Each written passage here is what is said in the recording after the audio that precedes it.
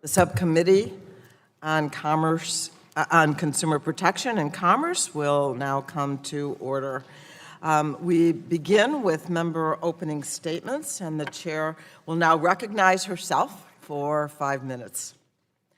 So I want to say good morning to all of you on this beautiful day, and thank you for joining us for this hearing examining how counterfeit products and fake reviews sold and found on the internet are making Americans less safe at home, at work, and on the road.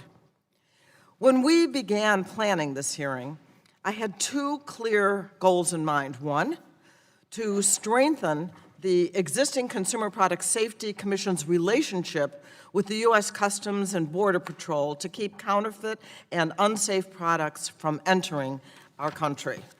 Number two, to examine what tools the Federal Trade Commission needs to combat the proliferation of fake reviews online, since recent cases, like its settlement with cosmetic company Sunday Riley, clearly demonstrates that it's not currently up to the task of taking on the worst, some of the worst problems. Shortly after we began planning for today, I was pleased to learn that the administration's plan to combat counterfeits entering the marketplace under the leadership of Dr. Peter Navarro. I expect them to be able to partner with us in an effort to strengthen CPSC's relationship with customers. However, I have to say the vast majority of the commerce shipped to the U.S. consumers skirts normal custom procedures and often all inspections because they enter the U.S. under de minimis waivers. Worse, Monday's announcement of Dr. Nancy Beck, her nomination leaves me less hopeful about the prospect for collaboration, given her anti-consumer record at the Environmental Protection Agency and as an executive at the American Chemical Council. Unfortunately, these problems neither began nor end at ports of entry. Fake reviews are becoming more and more widespread, and up to this point, the Federal Trade Commission has proven that it needs more tools to combat this growing concern by consumers. Organized retail crime selling counterfeits and stolen products poses a threat to consumers who are unwittingly purchasing these items online on online marketplaces. The emergence of these unregulated platforms has given criminal enterprises additional meaning to sell stolen and counterfeit goods to unsuspecting consumers. Online marketplaces need to place safety and accountability to consumers before profits. Unfortunately, we are seeing more and more companies characterizing online commerce as content, seeking to use the content liability shield granted through Section 230 of the Communications Decency Act, a law badly in need of reform. Making matters worse, the administration is seeking to further enshrine the law 230 by exporting it to trade agreements all over the world. Last week I wrote a letter to Ambassador Lighthizer to associate myself with the chair and ranking member of this full committee, requesting that to leave this policy out of future trade agreements, and I'll continue to work with my colleagues on both sides of the aisle. I look forward to hearing from our witnesses today about the current state of play and how we can improve the situation, including by arming the Consumer Product Safety Commission and the Federal Trade Commission with the tools necessary to help root out this problem. So now the chair will recognize our ranking member of the subcommittee, and you will have 5 minutes for your opening statement. I thank the chair. Good morning. Welcome everyone to the Consumer Protection and Commerce Subcommittee hearing on counterfeit products. I first want to recognize how President Trump and his administration are leading to combat counterfeit and pirated goods online. The president has made this a priority, which is clear in phase 1 of the U.S.-China trade deal. For instance, China agreed to provide enforcement procedures to facilitate effective and quick takedowns, consider revoking e-commerce operating licenses for repeated failures, take action to stop the manufacturing of pirated and counterfeit products, take enforcement action against counterfeit medicines and other products that have made a significant impact on public health or safety, and increase the number of trained professionals to inspect, detain, and destroy any counterfeit goods found at the Chinese border. In addition, on January 24th, the Department of Homeland Security released its first report, required by President Trump's April 2019 Memorandum on Combating Trafficking in Counterfeit and Pirated Goods. This was a call to action to fight against cheaters and bad actors gaming the e-commerce system. The report recommends where the government should take action and best practices for e-commerce platforms and other third-party marketplaces. Among the best practices, the administration is calling on companies to enhance the vetting of third-party sellers, limit high-risk products, clear transactions through banks that comply with U.S. law, and provide rapid notice and takedown procedures. Following the report, President Trump signed an executive order to ensure safe and lawful e-commerce products, and guard against intellectual property abuse. I commend the administration for their leadership. As I've said before, to win the future and beat China, America must be the global leader in the 21st century economy.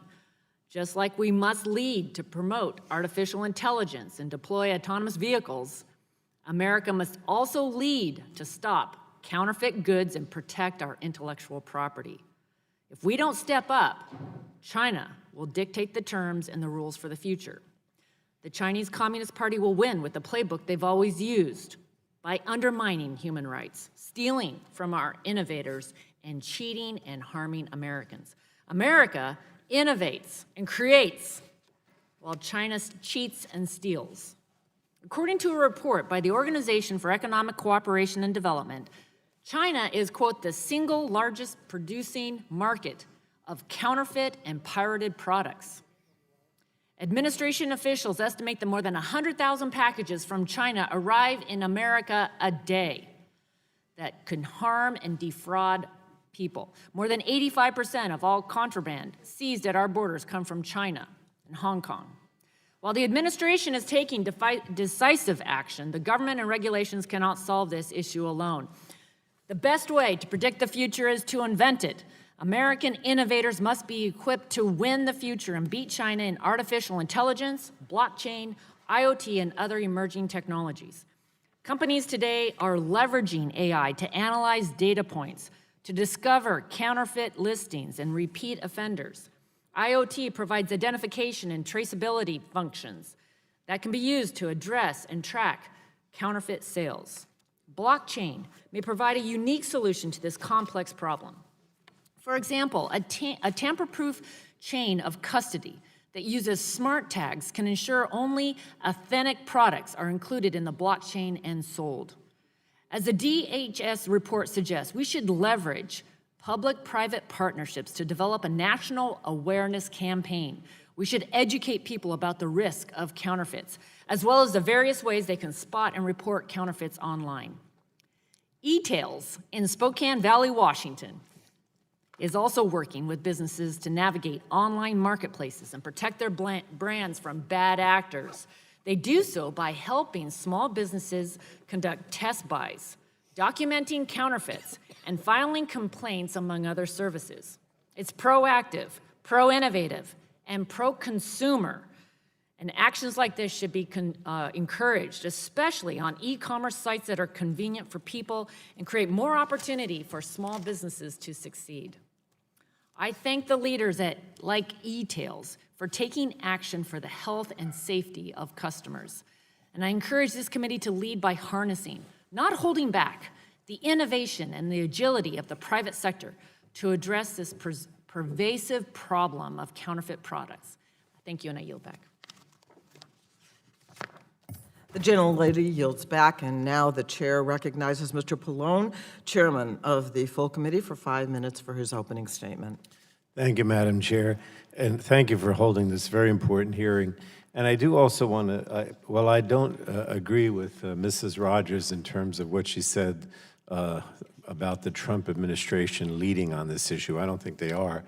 But I do want to thank you for being, for pointing out that there's a lot more that the private sector could do, and also for coming down very hard on China, because I think you're absolutely right that there's so much of this that's coming from China, and that they're very much to blame for a lot of the counterfeiting and outright fraud that we're seeing. But I want to say that thanks to the growth in e-commerce, we can purchase products from our computers, phones, tablets, or our smart speakers at any hour of the day, with the expectation that the products will be delivered at our doorstep within days or even hours. Third-party sellers on online marketplaces such as Amazon, eBay, and others are responsible for much of the convenience, providing a seemingly endless selection of products for consumers. On Amazon, where nearly half of online U.S. shoppers start their product searches, sales by third-party sellers now make up 60% of total sales. But the problem is that this convenience has come at a price, and that is the proliferation of dangerous counterfeit goods that endanger consumers and property, and an army of counterfeit merchants from overseas, particularly China, that undermine American small businesses with unscrupulous tactics. And the practices and policies of the online platforms have made it increasingly difficult for even the savviest consumers to avoid fake and unsafe products. For years, brick and mortar stores have had policies in place to ensure the integrity of their supply chain. The stores also take responsibility for defective or unsafe products, and these traditional practices simply do not exist on the online marketplace. In fact, many online marketplaces seem to be taking the opposite approach, abdicating any responsibility because they are thriving off the sale of fake goods. A recent survey found that 26% of American consumers have been conned into purchasing at least one counterfeit product in the past year. Too many consumers don't realize they purchase counterfeits until it's too late, and this can result in tragic consequences. Hoverboards with counterfeit batteries have caught on fire while charging, burning down someone's house. Fake beauty products have reportedly caused people's eyelashes to fall out in clumps, and counterfeit products can result in chronic health effects that do not present until years later, like water filter cartridges that not only don't remove contaminants, but actually add new carcinogens to water.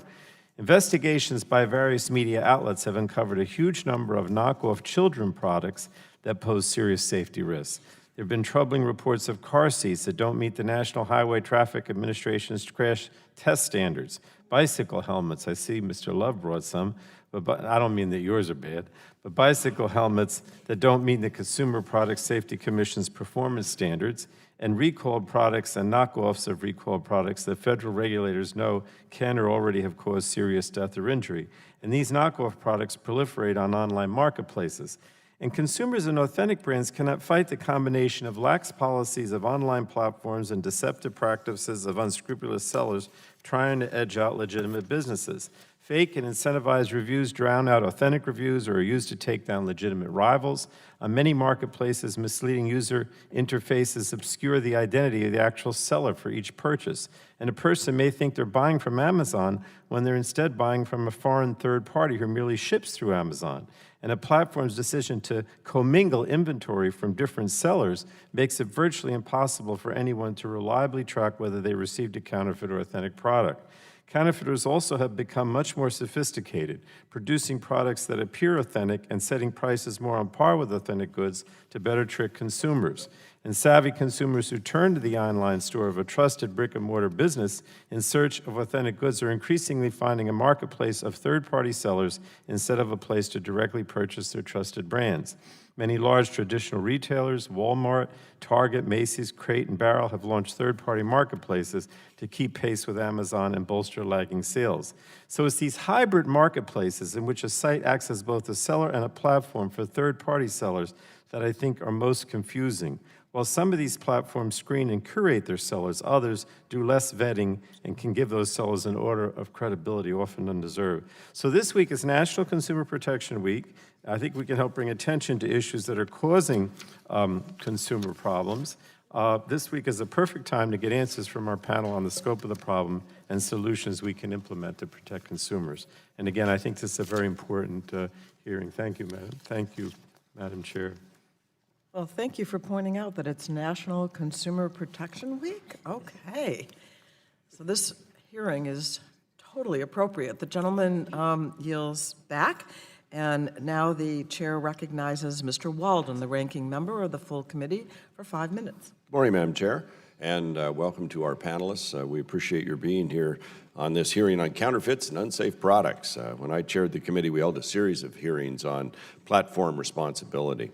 Today's hearing builds on, I think, that really important work we did in this committee last Congress. Chair Schakowsky, thanks for holding this hearing where we can explore what steps online platforms and marketplaces with rights holders are taking to address counterfeit goods online. Online marketplaces are attractive digital storefronts that allow consumers to quickly locate products on their own time. This low search cost provides consumers high visibility and access to so many different options and price points and allows aspiring small business owners to reach more potential customers. But with an increased use and attractiveness of these entities also comes an increase of bad actors, as you all know.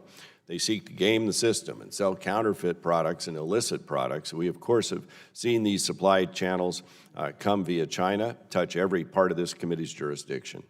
Given that, I'm pleased that the Trump administration has taken this issue very seriously, as we can all agree that counterfeit products threaten our economy, public safety, and consumer trust.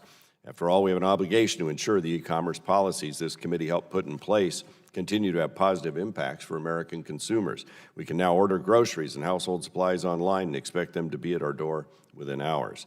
This convenience is truly remarkable, especially for individuals who do not have access to or the capability to visit brick-and-mortar storefronts. But again, the success and benefits of these marketplaces has given rise to those peddling counterfeit and illicit products for a quick buck. Counterfeiters do not care about the existing laws, nor do they care about the small businesses and people that they actually hurt. I say that recognizing the complexity involved here for all of you on the panel. If you find and remove an account or product today, a bad actor can create a new account and begin selling the same product tomorrow under a different name or a different site. Just like the Hydra, if you cut off one head, others generate in its place. Despite these challenges, the Trump administration does deserve credit for countering the widespread distribution of counterfeits. Just last month, the Department of Homeland Security issued its Combating Trafficking in Counterfeit and Pirated Goods report. After that report was released, President Trump issued an executive order making clear this administration is focused on cracking down on the sale of counterfeit goods online. Now let's go to the report. In fiscal 2018, U.S. Customs and Border Protection, CBP, seized over 28,000 products. That's what the report found. It also showed the market for counterfeit pharmaceutical drugs had expanded to include everything from cancer medications to opioids. Fake prescription opioids are often laced with fentanyl. That's a deadly compound that's lethal dose is the size of a few grains of salt. And much of the fentanyl entering our country originates in China.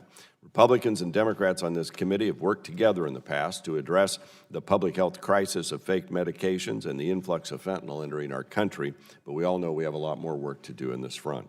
The fight against counterfeits and illicit products must also include consumer education and awareness. Counterfeits can be difficult to spot online, especially when stolen graphics and other forms of deception are used, but sometimes we just need to know when a deal is truly good to be true. It probably is. You can't get the new Apple AirPods Pro in whatever color you like for a few bucks. All sectors must work with appropriate government agencies to increase awareness among consumers to help them better identify and report potential conflicts. and counterfeits. I'm eager to hear what e-commerce platforms and marketplaces are doing to address this problem and how they're incorporating feedback from the Department of Homeland Security report to increase safety and educate consumers on their platforms. I also look forward to hearing what steps rights owners are taking to protect their brands and how they're collaborating with platforms and marketplaces to do so. I believe collaboration can and must occur between online platforms and marketplaces, law enforcement, and rights owners.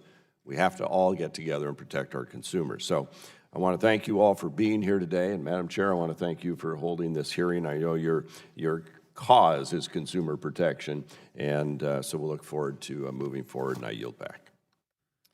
The gentleman yields back, and now the chair would like to remind members that pursuant to committee rules, all members' written opening statements shall be made part of the record. And now I will introduce the witnesses that we have today. I welcome all of you. Dr. David Friedman. He's Vice President of Advocacy and at Consumer Reports. Mr. Dharman Mehta, Vice President of World Customer Trust and Partner Support at Amazon. Oh, I skipped. Who did I skip? Didn't I say Mr.? Yeah. Oh, okay.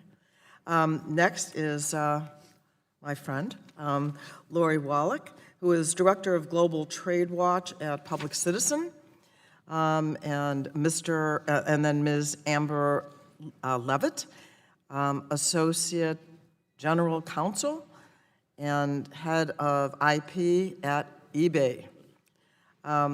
Mr. Jeff Myers, Senior Director for Intellectual Property at Apple. And finally, Mr.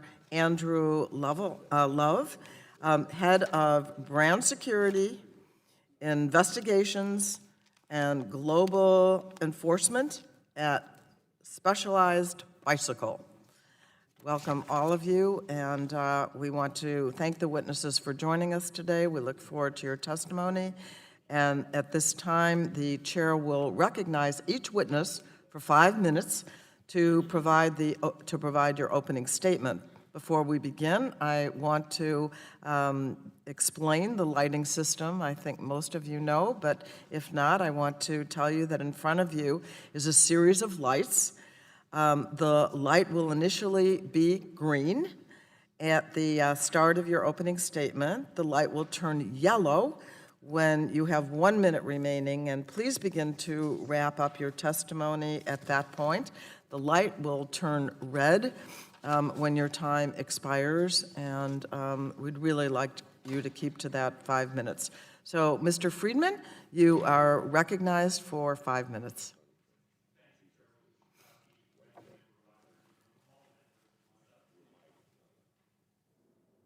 Try that again. How's There you that? go. Technology. Thank you, Chairwoman Schakowsky, Ranking Member Rogers, and members of the subcommittee for inviting CR to testify today.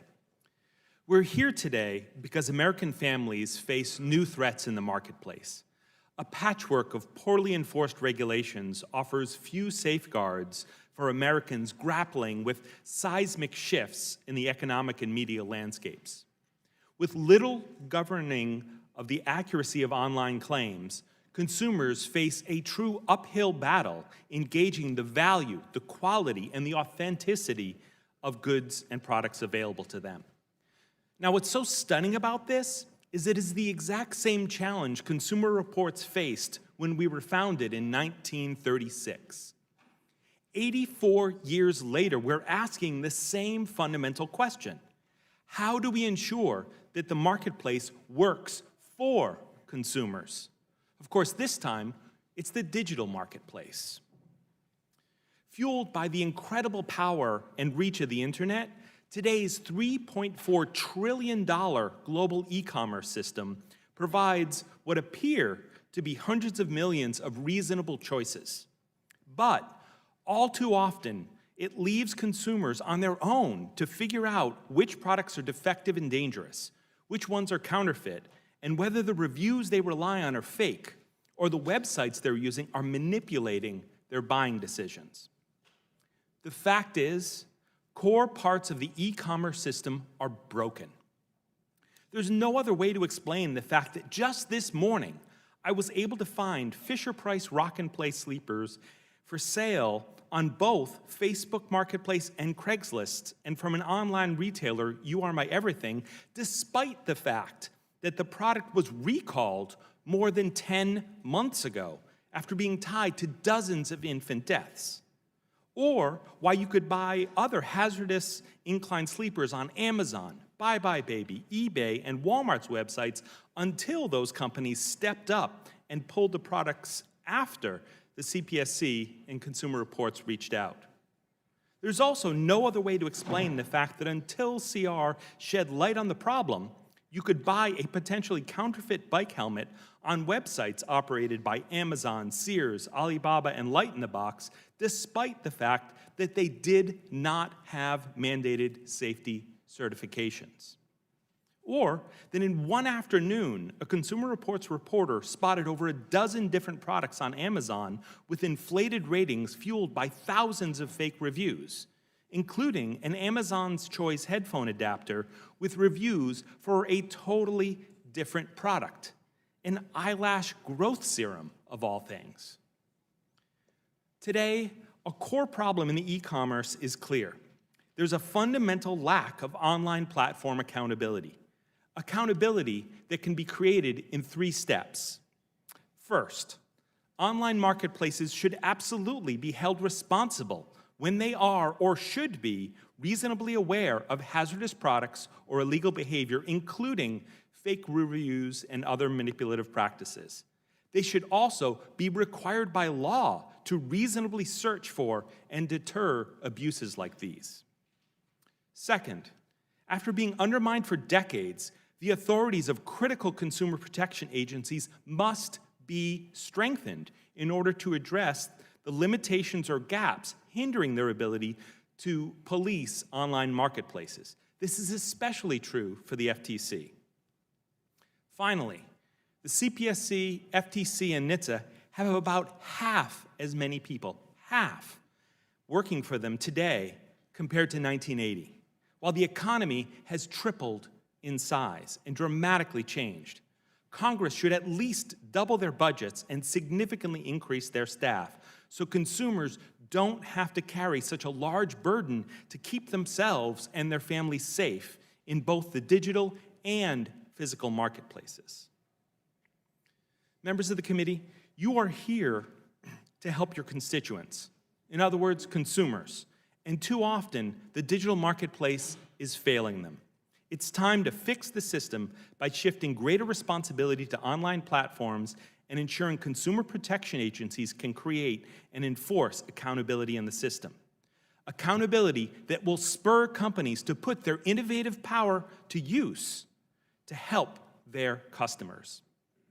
Consumer Reports will continue to expose dangerous products, counterfeits, fake reviews, and other schemes because consumers deserve a fair, safe, and transparent digital marketplace, one that they can trust and that fundamentally delivers on its immense promise. We look forward to working with this subcommittee and any company interested in realizing a digital marketplace that puts consumers first. Thank you. Yeah, the gentleman yields back, and Mr. Mehta, you are recognized for 5 minutes. Thank you, Chairwoman Schakowsky, Ranking Member McMorris-Rogers, and members of the subcommittee for inviting me to participate in today's hearing. I'd also like to thank the full committee, including Chairman Pallone and Ranking Member Walden. My name is Dharmesh Mehta, and I'm the Vice President of Worldwide Customer Trust and Partner Support at Amazon. I have the privilege of leading the teams that are dedicated to ensuring that we prevent fraud, counterfeits, fake reviews, and other for our customers, brands, and selling partners, as well as the teams dedicated to helping support our selling partners in succeeding in our stores. I also work very closely with the Amazon teams dedicated to ensuring that we prevent unsafe or otherwise non-compliant products from being sold in our stores. Amazon's goal is to be Earth's most customer-centric company, and we are regularly cited as one of the leading companies in this regard. Stores like ours provide tremendous selection, convenience, and value to consumers. But unfortunately, this also presents an attractive target for criminals and bad actors that attempt to attack our stores. To maintain Amazon's high level of trust with customers, we make record investments in proactive technology-driven systems and expert human investigators. We launch innovative tools and capabilities that continue to improve, and we partner with government agencies, policymakers, and law enforcement to hold bad actors accountable. We know that if customers don't trust us, they can and will shop elsewhere. And a key part of earning customers' trust is ensuring that only authentic and safe products are sold in our stores.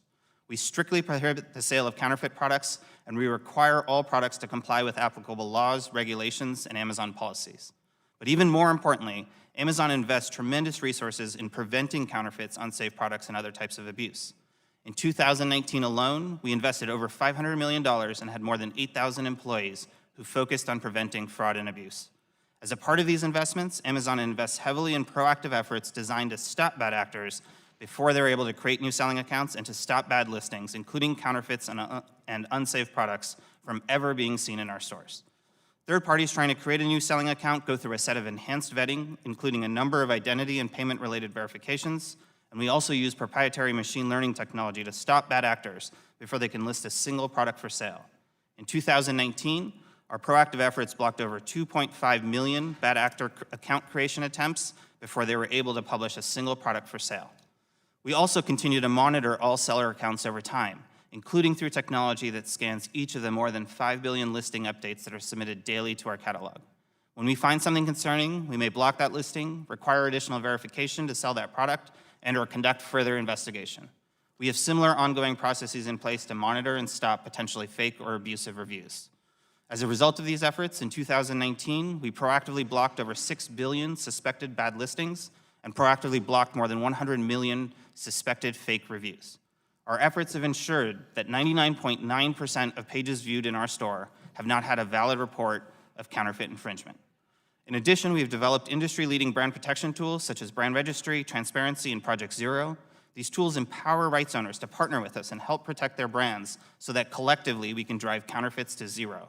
And they're working. For brands that are using all of our brand protection tools, we've been able to together virtually eliminate counterfeits for these brands. But we know we're not perfect, and so we also continuously listen to more than 45 million pieces of weekly feedback that we receive from customers and others to search for any indication of an issue, helping us swiftly remove bad listings that made it past our proactive controls. Where we find an issue, we not only quickly take action to address the specific defect, but we also use this to constantly improve our proactive controls to prevent these issues from occurring in the first place, allowing our proactive controls to continually get better. This monitoring of large amounts of customer feedback can also allow us to find potential issues well before other industry participants or regulators have detected them or developed clear guidelines on how to handle a situation. As a result, we also regularly alert regulators to the issues we are seeing, and we work together to establish new guidelines, not just for Amazon, but for the entire industry. We also partner with government agencies and law enforcement to hold bad actors accountable.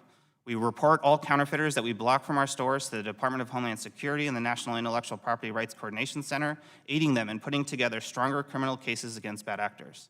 We also pursue litigation, both on our own and in partnership with rights owners. Since 2015, we've brought lawsuits against over 1,000 defendants for attempted abuse in our stores. Amazon will continue to invest heavily and continue to innovate on behalf of our customers and our selling partners to ensure that only authentic and safe products are sold in our stores. However, we know that success will require all of us across the private and public sector to partner together in this fight to stop counterfeit and unsafe products. We welcome the opportunity to work with this committee and anyone else who is committed to eradicating counterfeits and unsafe products from the retail industry. I look forward to continuing this discussion, and I'm happy to answer any questions. Thank you. And now I recognize Ms. Wallach for 5 minutes.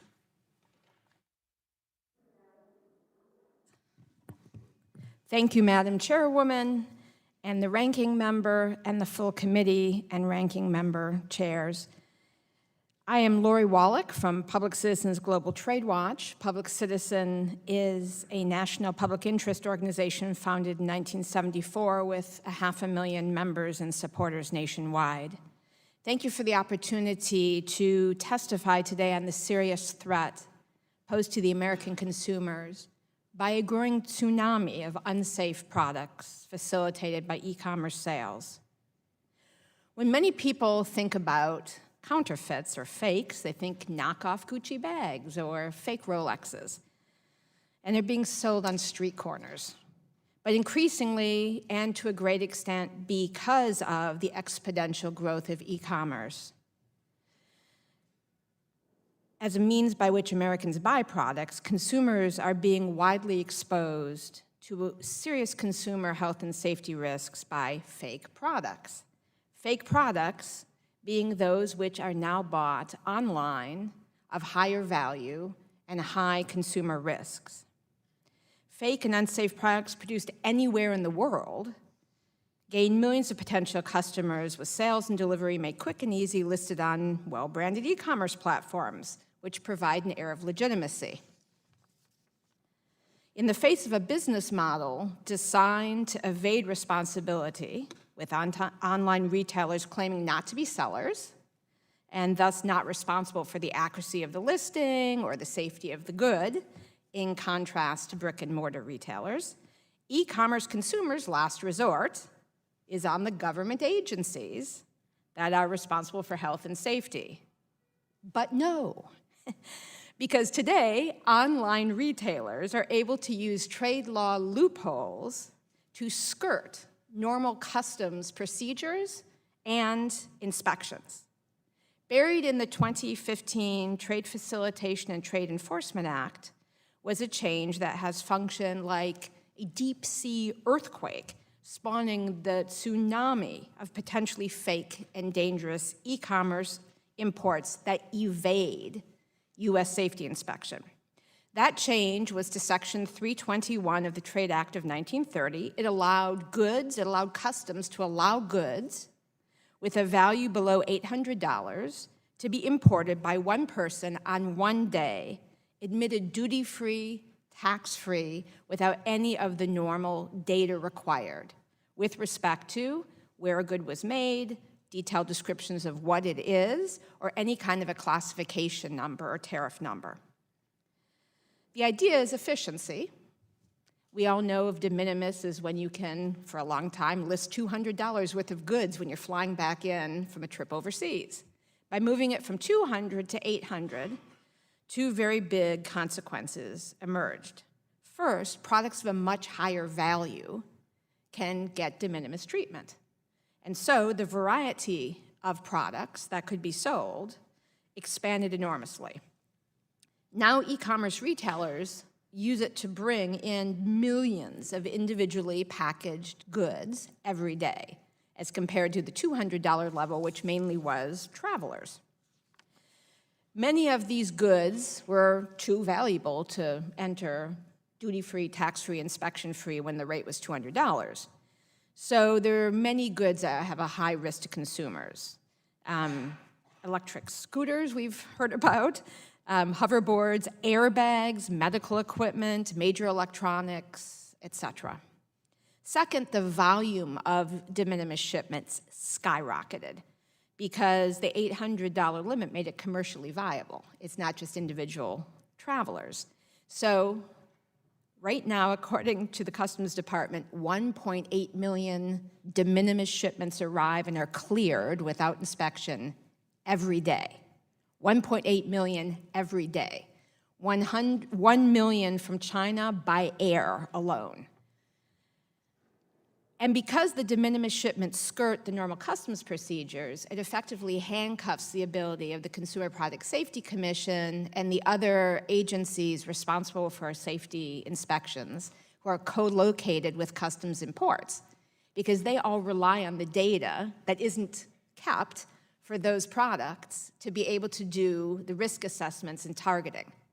So typically, the CPSC has somebody from their import surveillance operation in a port, and they have data in advance. Normal shipments come in advance under customs rules. If it's not de minimis, you have to know where it came from. It has various codes. You need to begin to wind down. We're past time. There's Yeah, we are. There's a risk assessment system that allows these goods to be caught. As a result, now we have goods coming in that are not being caught. And I recommend to the committee the CPSC's Office of Import Surveillance's report, e-commerce assessments, that lays out the deficiencies and what the agency needs to deal with them. Thank you very much. I thank you, and now, Ms. Levitt, you are recognized for 5 minutes. Chairman Schakowsky, Ranking Member McMorris-Rogers, members of the subcommittee. I appreciate the opportunity to appear before you. My name is Amber Levitt, and I am Associate General Counsel and Head of IP for eBay. eBay is a global commerce platform that connects buyers and sellers around the world and promotes commerce that is driven by people. Founded in 1995, eBay's core purpose has never changed, connecting people and empowering economic opportunity for all. eBay enables hundreds of thousands of American small businesses in every corner of the country and reaches 183 million buyers in more than 190 markets around the world. Over a third of American small businesses on our platform are from rural or small towns, and 36% operate a brick-and-mortar store. eBay is not a retailer. We do not buy or sell goods, nor do we compete with our sellers by manufacturing or selling products on our own. We succeed when entrepreneurs and small businesses that use our platform succeed. eBay's commitment to consumer safety and intellectual property rights protection is long-standing and a central value to our company. Our platform is built on trust. Trust that a buyer will receive whatever he or she has purchased, and that a seller will be paid for that good. The vast majority of listings on eBay come from honest, law-abiding sellers. Counterfeits and harmful items are simply not welcome on eBay. But bad actors will always try and game the system. We fully recognize more needs to be done, and we must work collectively to stop bad actors from using eBay or any other medium for criminal or illicit activity. As threats against consumers and rights owners continue to evolve, eBay continuously seeks to improve our efforts to fight against the bad actors and remove any product that shouldn't be on the site. We started this process a long time ago, but as e-commerce grows, we too need to enhance our efforts. We invest heavily each year to fight unlawful listings, including counterfeit goods, that appear on the platform. eBay takes an aggressive approach of prevention, detection, and enforcement to keep prohibited items off the site, remove them as quickly as possible, if and when they do appear, and take actions against those bad actors improperly using the platform. Central to eBay's anti-counterfeiting efforts is our partnership with over 40,000 registered rights owners through our Verified Rights Owner Program, otherwise known as Vero.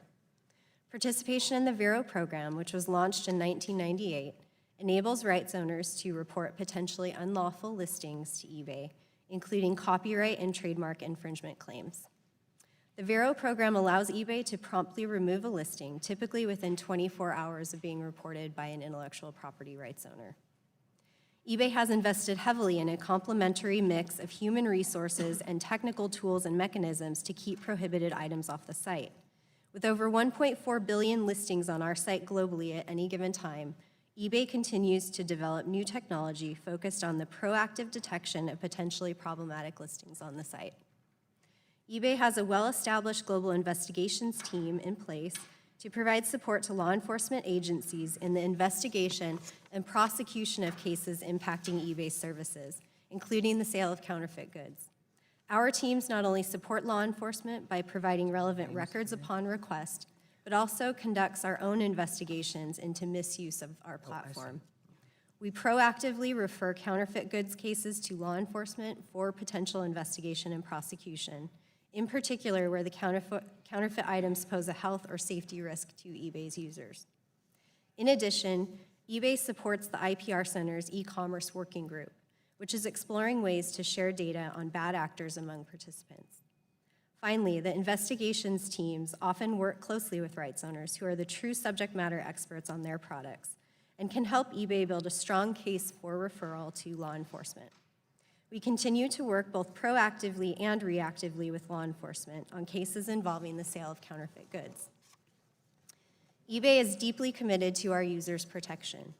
As an e-commerce leader in developing policies and tools to combat infringing or unsafe goods, we are committed to working with you and other partners to combat counterfeit goods and protect American consumers. Thank you, and I look forward to your questions. Thank you. And now, Mr. Myers, you are recognized for 5 minutes. Good morning, Chairwoman Schakowsky, Ranking Member McMorris Rogers, and members of the subcommittee. My name is Jeff Myers, and I am Apple's Senior Director for Intellectual Property.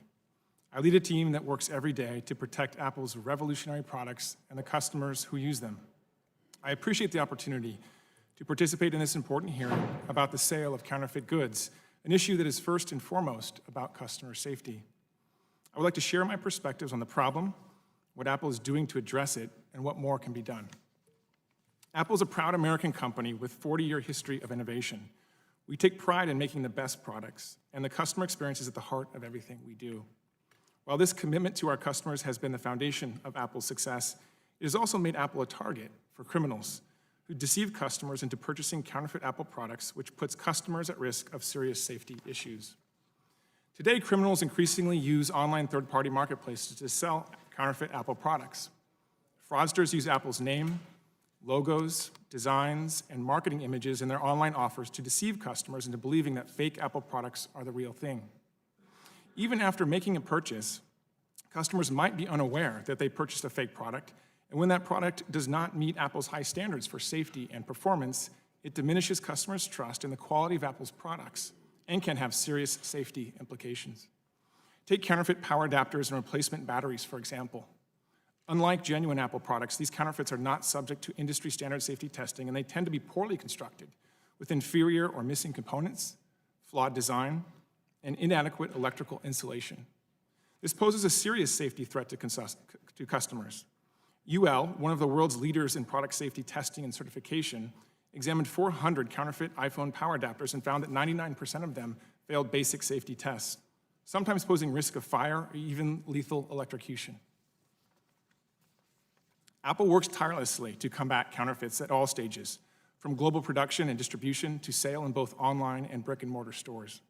My enforcement group consists of over 30 dedicated professionals operating out of 9 global offices and working with law enforcement authorities in more than 100 countries. Apple monitors over 75 online marketplaces around the world. When we discover counterfeit Apple products, we notify online marketplaces of the problem so they can remove the offers and hopefully take action against the sellers. While online marketplaces generally remove these listings when we report them, the impact can be fleeting as criminals simply relist counterfeit goods, creating a game of whack-a-mole. We also work collaboratively with industry and governments around the world to identify trends and to share intelligence about criminal networks. Apple is participating in the administration's work to combat the counterfeit trade, and we collaborate with the U.S. Customs and Border Protection and Homeland Security investigations, among many other agencies. By working with federal authorities to better identify counterfeit Apple products at the border, we have supported over 1,000 seizures per year. Of course, Apple cannot address these challenges alone, and we believe there are actions marketplace should take to better protect customers. We agree with many of the best practices outlined in the recent reports from the Senate Finance Committee and the Department of Homeland Security, including the following. First, marketplaces should do a better job vetting sellers to ensure they are real, reputable companies that will stand behind the goods they sell. If a seller can't pass simple vetting requirements, they should not be allowed on the marketplace. Second, marketplaces should adopt better policies to address repeat offenders and kick them off marketplaces for good. Third, marketplaces should offer customers more information about the identity of sellers on offer pages, or they could provide notifications when they learn that a seller was supplying counterfeits. Fourth, marketplaces should work more closely with companies like Apple and law enforcement to bring criminal actions against counterfeiters. We have done this with some marketplaces, and we appreciate those efforts. Finally, there should be greater proof of authenticity requirements for certain categories of products where counterfeits comprise a significant portion of what is sold, particularly if safety concerns are present. Thank you for your attention to this issue. Part of the solution to this problem is increasing public awareness of the ubiquity of counterfeits online, and we appreciate the opportunity to appear today in that effort. Thank you. And now, Mr. Love, I see that you've got some show and tell as well. You are recognized for 5 minutes. Thank you very much for this kind invite, and thank you, committee members, for all of your legislative work. When it comes to cycling, Chairman Schakowsky, thank you for sponsoring the Bicycle Commuter Act of 2019 and being a member of the Bipartisan Congressional Bike Caucus.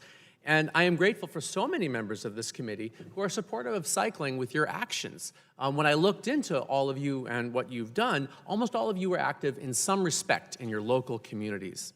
My name is Andrew Love, and I'm the head of Brand Protection and Global Investigations for Specialized Bicycles. Specialized created the first production mountain bike, the Stump Jumper, in 1981. And our entire mission since has been innovation and improving the ride for both experienced cyclists and those just discovering the sport. Everybody counts. May I see a show of hands of the people in this room who ride, casual or seriously? Great. I've been fighting counterfeits for the past 12 years on e-commerce and social media platforms. Other panelists here are speaking very eloquently on a macro level. I'm a hands-on investigator, and so I will speak granularly and make my testimony here as immediate and tangible as the counterfeit bikes and helmets I have brought with me. When I started fighting fakes in 2008, I remember being able to go through the entirety of the threatened parts of the eBay cycling section in a day or two. I could look at it all and think with satisfaction, my job here is done. Fast forward 12 years. As of last night, the eBay cycling section has 2.57 million new items for sale and 154,000 used ones. Of the new items, 1.27 million of them were being sold direct from China. Half of those being branded, half of them are unbranded generic items I will speak more about later. And eBay is one of 85 marketplaces and social media outlets we are active on. Mrs. Wallace, one of the other panelists, referred to the tsunami, and that is an exact description of what we face. I am grateful for the long-standing partnership I've had with eBay's investigators and Vero teams. As tough as the fight is, it would be so much worse without their engagement, not just for counterfeits, but also bike theft and fraud that threaten consumers. The counterfeit bicycle you see here is a model called the Specialized Tarmac SL6. One of our athletes, Julian Alaphilippe, led the Tour de France for 2 weeks last year on a bike that looked exactly like that. Success and being an innovative technology driver has made Specialized the #1 target in the cycling industry. When our professional athletes win, the counterfeiters see a business opportunity. When this counterfeit frame and wheels was surrendered to Specialized, it was a complete bike, so I took it for a ride. The rear wheel frame interface was so badly made, I pulled the rear wheel out of the dropouts twice in the first couple miles. In my 15-minute, very tentative ride, it showed itself to be a terrible bike with all sorts of basic construction problems and a front fork with the structural integrity of a wet sponge. We all ride at Specialized, and so do our families. Safety is so personal to us. These helmets you see here, I ride the real version of these fakes, and so does my wife. So does my daughter, and so does my mother. I am very passionate about the danger these counterfeits represent, and during the question and answer session, if someone asks me to, I will happily destroy one of these fake helmets in a rough approximation of the CPSC test. I've read all the submitted testimony from my fellow panelists, and I fully support the big pictures they outline, as well as the points laid out in the January 24th Presidential Memorandum on Combating Counterfeiting. And I'd like to highlight a few specifics that would help Specialized protect cyclists. One, platforms need to provide more seller information so consumers know who they are buying from, and investigators like me can peel the onion layers and see what sellers are very bad actors. De minimis at $800 is way too high. We've all been speaking to that. It needs to come down. And generic items for sale on e-commerce marketplaces that don't bear trademarks must have someone take responsibility. The eBay cycling helmet section, as of last night, has 27,406 listings being sold directly from China into the United States. Now, I'm sure some of those helmets are fine. I am equally sure that many of them are not. And Consumer Reports did some investigations on this. I have privately emailed CPSC and spoken to every platform privately urging action. Also, financial attack vectors are crucial. If you can frustrate the counterfeiters moving money around, that hurts them. People talk about the frustration of anti-counterfeit work as being like whack-a-mole. I prefer to starve and poison the moles. It works very well. Follow the money is an old and effective tactic. In summary, our main advantage versus the bad guys is exactly what we are doing right now, collaboration. We have an internal saying here at Specialized, together we win. I deeply believe that. And thank you so much for your time and your very thoughtful engagement today. Thank you very much. So we have now concluded the witness opening statements, and at this time, we will move to member questions. Each member will have 5 minutes to ask questions of the witnesses and 5 minutes total for your answers. I will start by recognizing myself for 5 minutes. Ms. Wallach. In your testimony, you explained how vast majority of e-commerce shipments to the United States skip normal, or at least we thought normal, customs procedures and all inspections because they enter the United States under a de minimis waiver. I said my goal is to increase CPSC's staff presence at ports of entry. Why do I need to care about de minimis waivers, and what actions do you think need to be taken to make sure that we protect consumers? Thank you, Madam Chairwoman.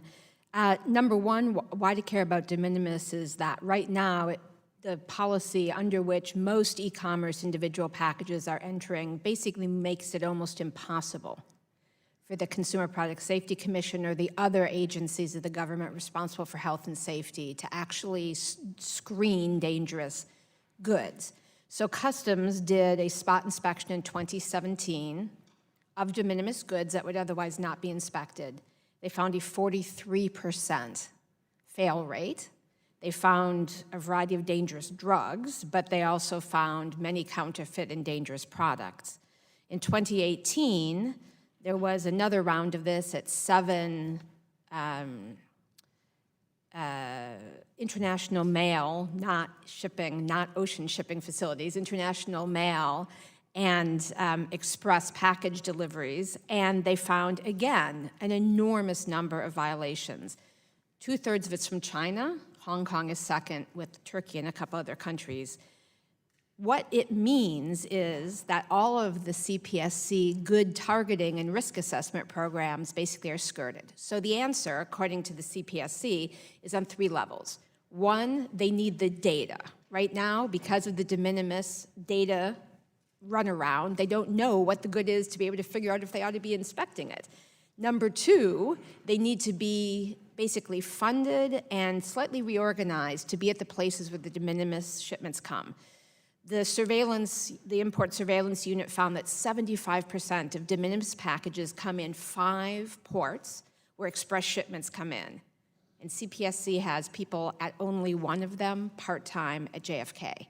So all the other places where CPSC has folks are the places that used to make a lot of sense. The big ports where lots of high-value shipments came and they got advance notice of containers. That's not where these shipments are coming. So they need more staff in different places, and currently only Customs has any information about the international mail shipments. So the numbers that CPSC has laid out of what they face, which, brace yourself, they think 57% of all the products under their jurisdiction that come into the country will be coming in under de minimis, which if not changed means uninspected, by 2023. Right now, that number is, and that would be 60 million packages. Right now, it's 36 million packages, 38% of the stuff that CPSC is supposed to be looking at. So the change is dramatic. It means a difference between goods being inspected and not. Thank you. I think I'm going to move on. Mr. Love, do de minimis waivers affect your company? If products aren't inspected at ports of entry, what does that mean for people who are buying bicycle helmets, and what does it mean for your business? Absolutely affects us. And what you were describing of that there's 5 ports where de minimis shipments come in, when I've looked into the fake ID buys I make of counterfeits, and I have hundreds and hundreds of these, I found it's actually only 3 ports where China Postal comes into the U.S. Postal Service. And all of these shipments are de minimis. They're very inexpensive. Even that counterfeit bicycle, the fake sold for $650. That's under the $800 de minimis level. So that package that bike came in would not have been inspected. It's not a huge number, as you pointed out, of places that you would need to put a number of people to make an impact.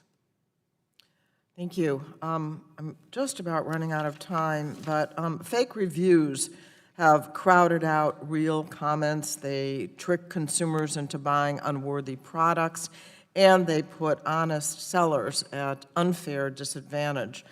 Let's see, Mr. Friedman, I wondered if you wanted to comment on that.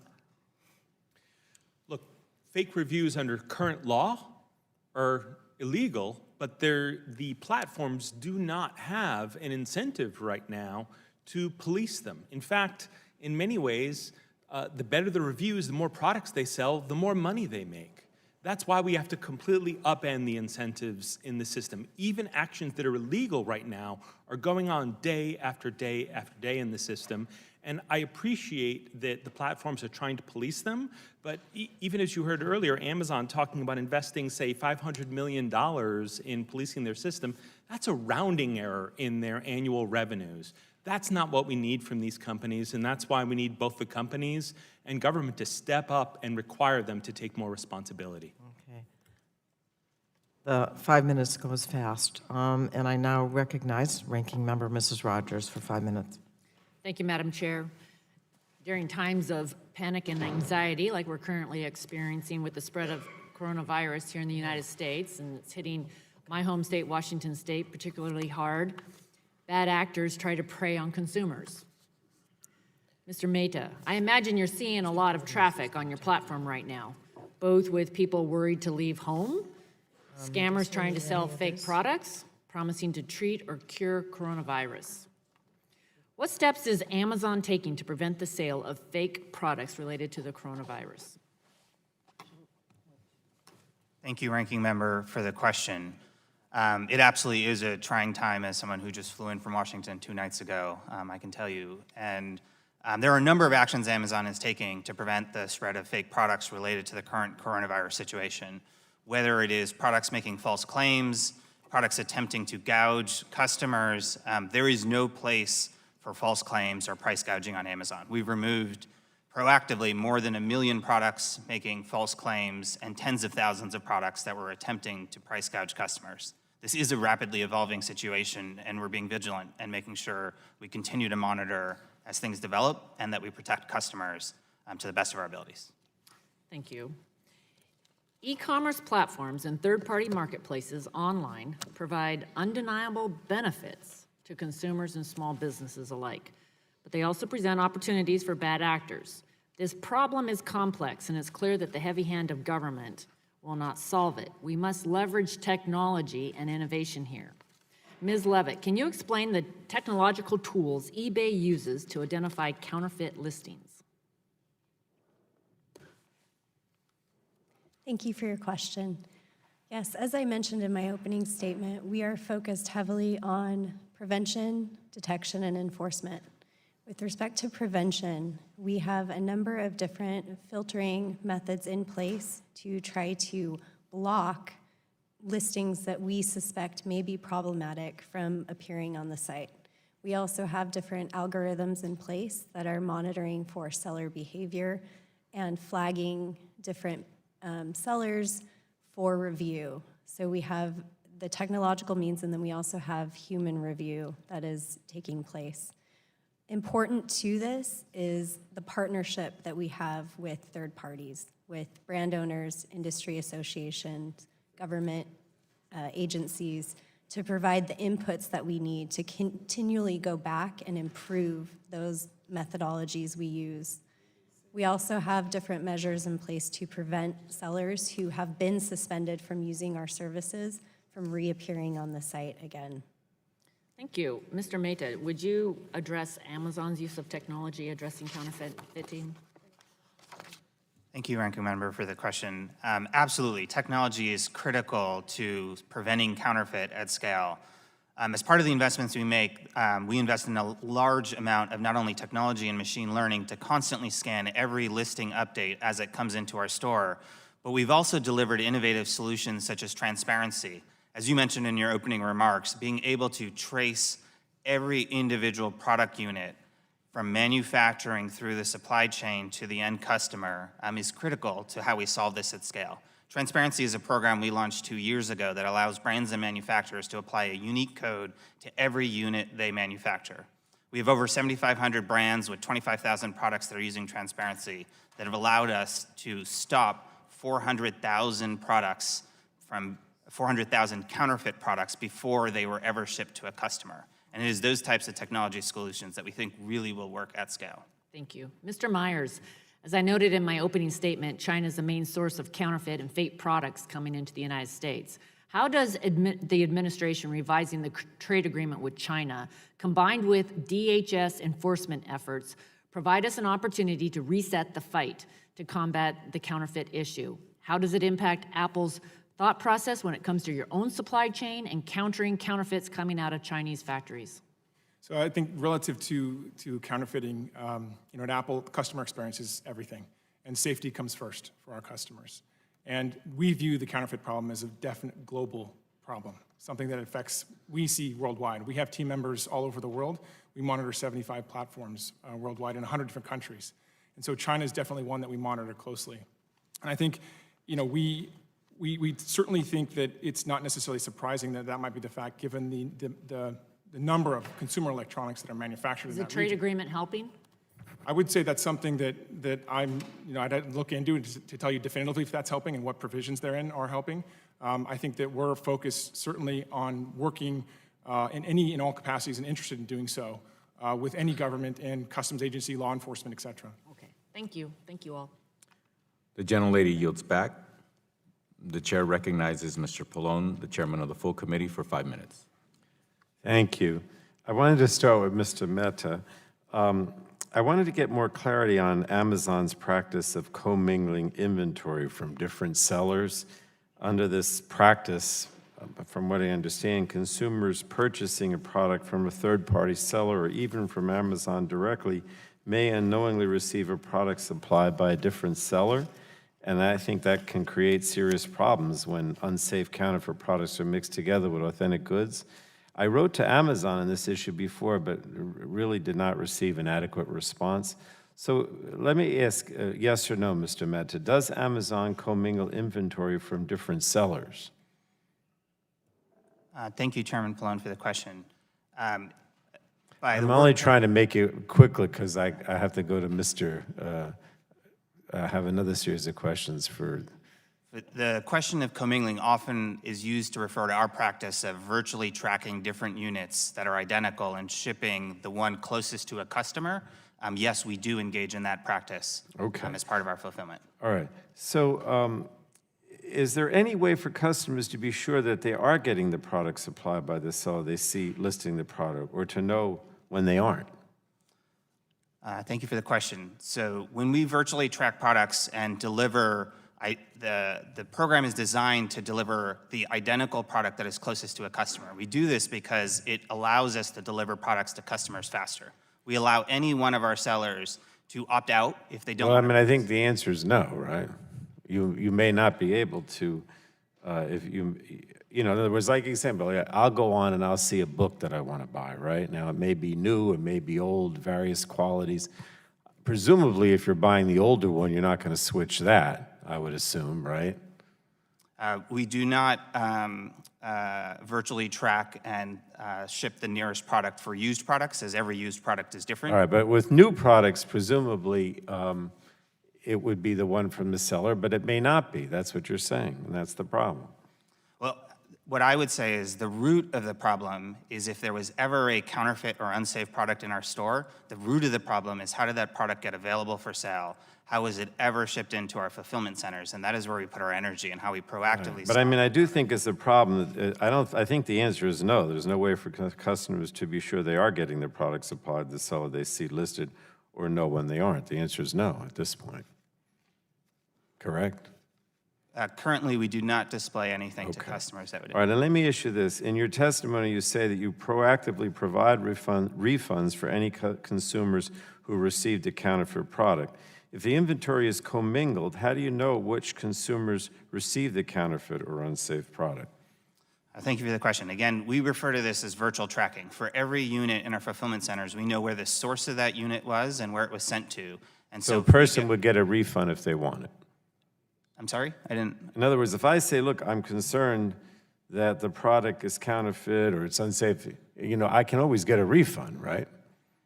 Every purchase in our store is protected by our A to Z guarantee. And so regardless of whether Amazon sold the product or a seller sold the product, if a customer has a problem and the seller doesn't take care of them, Amazon will take care of them. In addition, if a customer doesn't come to us and we learn of a counterfeit, we know the source of that inventory and we know the customer that purchased So it. you'll give them a proactively refund. customers. I think you're saying I'll give them the refund, but the problem is how are they going to know?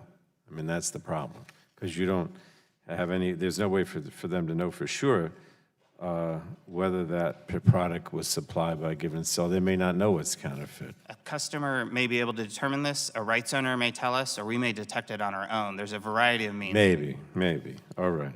All right, Mr. Myers, you stated in your testimony, keeping up with all the unscrupulous sellers on online marketplaces is like a game of whack-a-mole. You shut one down only for another to pop up. You also say that online marketplaces should adopt better policies to address repeat offenders and make sure they're kicked off marketplaces for good. Just tell me, what are some policies online marketplaces could implement to accomplish this? How effective are you at, are they at accomplishing this and preventing unsafe counterfeit products from reaching consumers? Sure, and I think one of the things and the issues are that counterfeiters, the incentives that they have are mainly profit, it's not about safety, and so it's a significant issue. And so we think if you look at the sellers, who are actually selling the actual products, and there's better vetting done of who they are, actually knowing that they're a reputable business and there's something behind the particular entity. In addition, the repeat offender problem, I mentioned that in my opening statement, but that's a significant issue. A lot of times individuals who sell counterfeit products will have multiple listings, will have multiple sort of stores within marketplaces, and it's difficult for an outsider, not the marketplace necessarily, to understand what's going on and how prolific and how quickly that seller can actually repost something. But also for consumers, better identity of who the sellers actually are. Who am I buying something from, and understanding who that entity is. In some marketplaces, that's difficult to determine, as well as notifications when a counterfeit is identified, letting the consumer know that something they purchased was counterfeit. And then information sharing with marketplaces such that we can together build criminal cases together. That would be helpful to do as well. And then finally, there are certain high-risk categories of products where we have found in our test buy programs are highly counterfeited, and that they also present safety issues. In those areas, we'd love to have a different way to focus on those types of products where authenticity is really something that we should increase the rigor of our review prior to those being listed on a marketplace, for example. There's also other things that can be done. I think this hearing is great. Again, I think creating an opportunity for the public to learn more about the counterfeiting problem. I think more resources for law enforcement and customs. We work considerably with both agencies, and I think more resources there would be incredibly valuable. Design rights, design patents. Today in customs, you cannot use design rights to address a counterfeit problem. And it's a situation in which counterfeiters become more sophisticated, and they will remove trademarks from the counterfeited products, so that you can't use your trademark or copyright potentially to address the issue. So having design rights is another tool. The gentleman's time has expired. The chair now recognizes the ranking member of the full committee, Mr. Walden. Thank you, Mr. Chairman, and thanks again to the witnesses. As I mentioned, we got hearings going on upstairs and downstairs. So I want to again thank all of you for being here, and I appreciate the work the President's done as well in his administration, because I think they've been laser focused on this. And it's clear the President's committed to fighting against this massive form of illicit trade that inflicts harm on American consumers and businesses. And Chair Schakowsky and now Mr. Chairman, I'd like to offer the DHS report entitled Combating Trafficking in Counterfeit and Pirated Goods for the record. Mr. Chairman, without objection, would you accept that? Without objection. Mr. Mehta, I'm pleased to hear that Amazon is supportive of the administration's efforts on this complex issue, and in particular, many of the recommendations included in that DHS report. Can you explain some of the practices that Amazon implements that are suggested in the report? Thank you, Ranking Member, for the question. We agree. There's a number of best practices in that report that we already implement today or plan to in the future, including the enhanced vetting of sellers, the efficient and fast notice and takedown processes, the higher qualification requirements for risky products and who can sell those. We'd also like to see, even above and beyond that, increased enhanced prosecution for counterfeiters that, as many folks have talked about, are about resources for the Department of Justice and other law enforcement agencies. But in addition, efforts like the current administration's Phase 1 agreement that is requiring China to increase prosecution for counterfeiters, we need to strike in more countries around the world, including in America. Is that a good proposal, what the administration is doing with China? I'm not intimately familiar with all the details, but Right. specifically as it relates to counterfeiting and increasing the penalties and stopping the manufacturing and distribution in China, we absolutely support that initiative. Are there other big state actors or other countries where this is prevalent that we need to focus on? I mean, we focus on China a lot, but Thank you for the question. Unfortunately, we find bad actors in every country, whether it's China, whether it's Russia, Ukraine, but also America. And so we've got to stop counterfeiters everywhere. wherever they are. Okay. Then in your testimony, you referenced Project Zero, which is a new program. It gives power to brands and rights owners to remove counterfeits directly from the platforms themselves. Can you speak about the verification process for brands receiving access to remove these counterfeit listings? Thank you for the question. So Project Zero is a new program, and it really is a way for us to partner with and empower rights owners so collectively we can drive counterfeit to zero. We have over 9,000 brands that are already participating in Project Zero. It includes automated protections, product sterilization capabilities, but also allows brands to directly remove a counterfeit from our store. They don't need to report it to us and have us investigate. We've now given them the power. That does mean a great deal of power that now sits with rights owners to control what's in our store. Our vetting includes vetting who the brand is, the accuracy of their submissions, and we continue to monitor that over time to ensure that type of tool is not used to harm honest small and medium businesses. Yeah, you don't want an anti-competitive situation to crop up either. So, Mr. Love, bicycles and related accessories are items of high demand, and especially for many of my constituents in the great state of Oregon. Anybody who ever visits my colleague, Mr. Blumenauer, will walk away with a plastic bicycle pin. They rely on this for recreation and everyday transportation. So I understand helmets are a highly counterfeited good on e-commerce marketplaces. Are there any tips we can arm consumers with that might help them identify the counterfeit bicycle accessories before they're purchased? Turn on your mic there. Absolutely. There's a couple of things you can do. Specifically for specialized products, we have a part of our website on specialized.com at the bottom. It's called Counterfeit Awareness at the very, very bottom of the opening page. And you can look, and if you have a helmet, you can ID it based on some things we talk about. The problem with putting items like this online, which we do, is the counterfeiters are pretty web savvy. So when they see that, they'll fix the problem. So the biggest thing I can tell, and I've seen that. Yeah. The biggest thing I can tell customers to do is to be very savvy, and all of you have bike shops in your neighborhoods. You can think of them right down, I know many of the dealers in Oregon, you can think of the bike shops down your street. Literally. Visit those Block away. businesses. And patronize and buy from them. And if you are going to buy online in the marketplace, use common sense. Counterfeits fly in flocks. You won't just see fake Specialized helmet, you'll also see fake helmets from another number of companies. And for some reason, the counterfeit Specialized helmets and fake Oakleys always go together. I don't know why. right. So just use your common sense. And if you see a $200 helmet for sale for $50, so. I think I said that in my opening statement. Maybe, too good of a deal is too good of a deal. Thank you, Mr. Chairman, and thanks to all of you for the work you're trying to do to protect consumers. We join you in this effort, and I yield back the balance of my time. Gentleman yields back. The chairman I'll recognize myself for 5 minutes. All the burden seems to be on the patent or copyright holder to police the online marketplace for infringing and unsafe versions of products. For startups and small businesses who might just have a few employees, this can divert significant resources and make it almost impossible to do anything about it. It's unfair that bad actors can so easily swoop in and enjoy all the success without shouldering any risk or investing in any of the research or design or testing of their product. Take mag formers of the popular toy that young people can use. I have some knockoffs here, and I have some originals. And the bottom line is, when you look at them, you cannot tell the difference. As an adult, you can't tell the difference, and as a child wanting to play with them, they probably could care less if they're originals or not. And it's really important to understand that, for example, the knockoff that I have here, it's broken, and the issue here is that you have these little strong magnets. It's even hard to get a hold of one.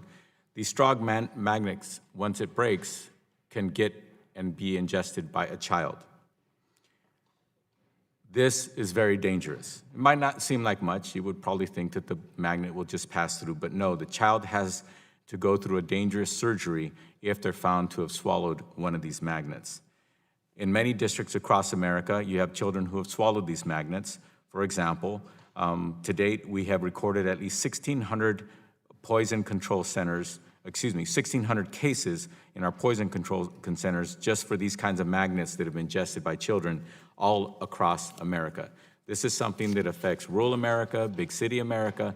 This affects our most vulnerable population, our innocent children.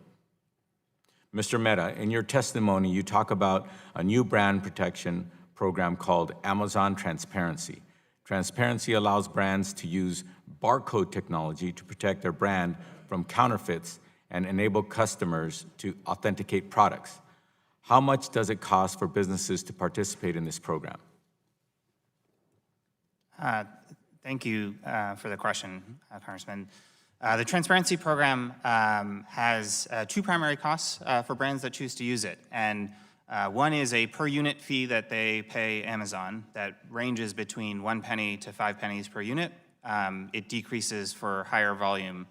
And then secondly, brands will have some implementation costs, because the glory of the Transparency Program is that as part of the manufacturing process, rather than having the same UPC code or the same ISBN code on every product, brands will apply a unique transparency code on every product that uniquely identifies it. And when products are sold So when you say per product, it's like this comes in a package of a few units.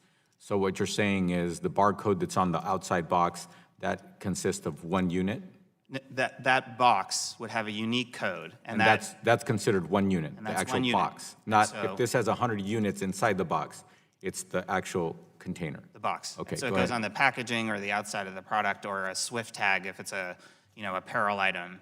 And that code uniquely identifies that package. Okay. And Does this cost, is that cost exactly what it costs Amazon to administer this? that cost is basically to cover our variable costs for maintaining that program and scanning every one of those products. We don't design this product as a program, as a place to make profit. It really is to help protect brands and us. So Amazon is this is a break-even technology and opportunity for Amazon. This is a program and technology that is about how we better protect customers and better protect brands. But when it comes to the cost, because there's costs, I talked about small businesses earlier. Yeah. All I'm saying is, so what you're telling us on the record is this is a break-even system within Amazon. What I would tell you today is this program is not even break even. We lose money on that Okay. program, but we do it because... Thank you. It could have saved us a whole minute if you would have just told me that from the beginning. I'm glad to hear that. Thank you so much for your commitment. Mr. Love, does specialized use of Amazon Transparency, is that something that you're aware of? We don't sell on Amazon, and we have no plans to. So we are committed to our local bike shop network for the distribution of our products. Okay, thank you.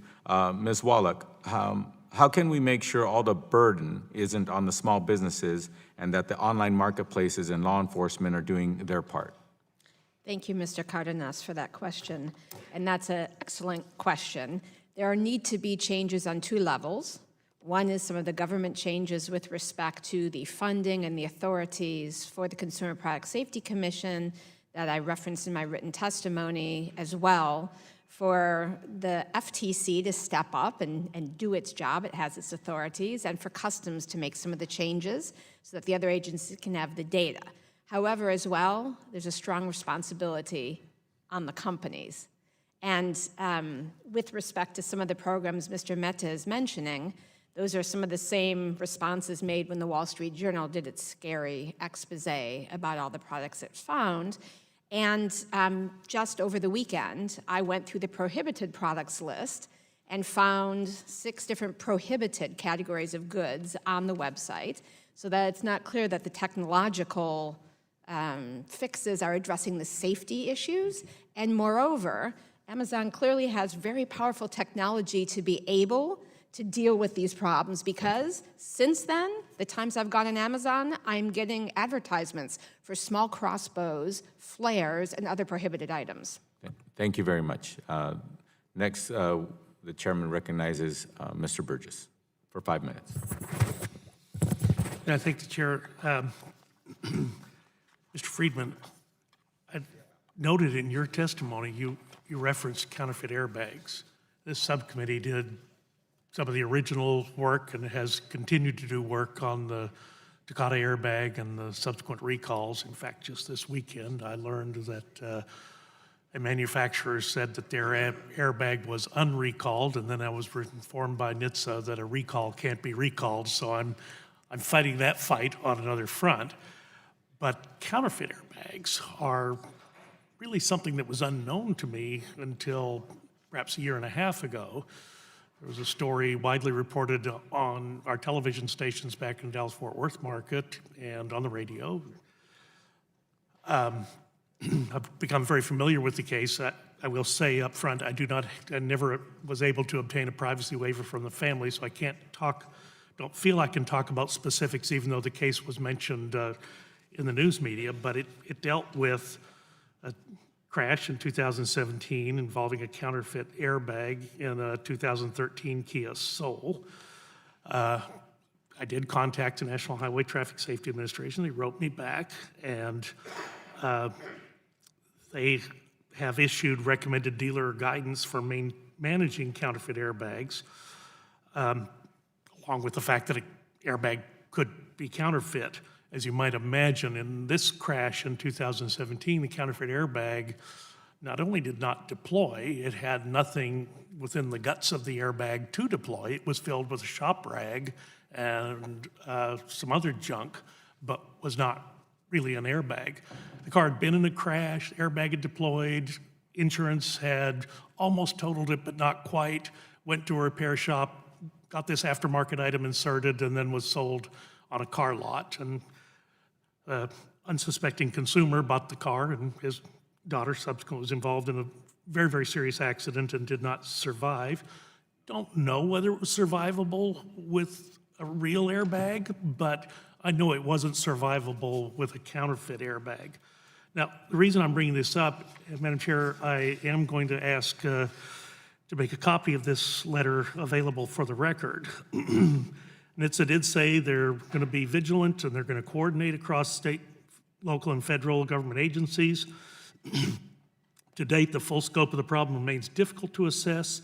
Industry plays a crucial role in this effort, and NHTSA is therefore pleased that the Automotive Anti-Counterfeiting Council has formed to work on identifying and eliminating counterfeit auto parts. So I've gone a long way to say that their website is a2c2.com. It's a rare problem, but it can be a fatal problem when encountered. And again, I would ask that a copy of this be made available for the record. Now, Mr. Mehta, just before my time expires, I was also intrigued in your testimony. You talked a little bit about what you were doing with the in the realm of copyright infringement or patent infringement. This committee also worked a lot on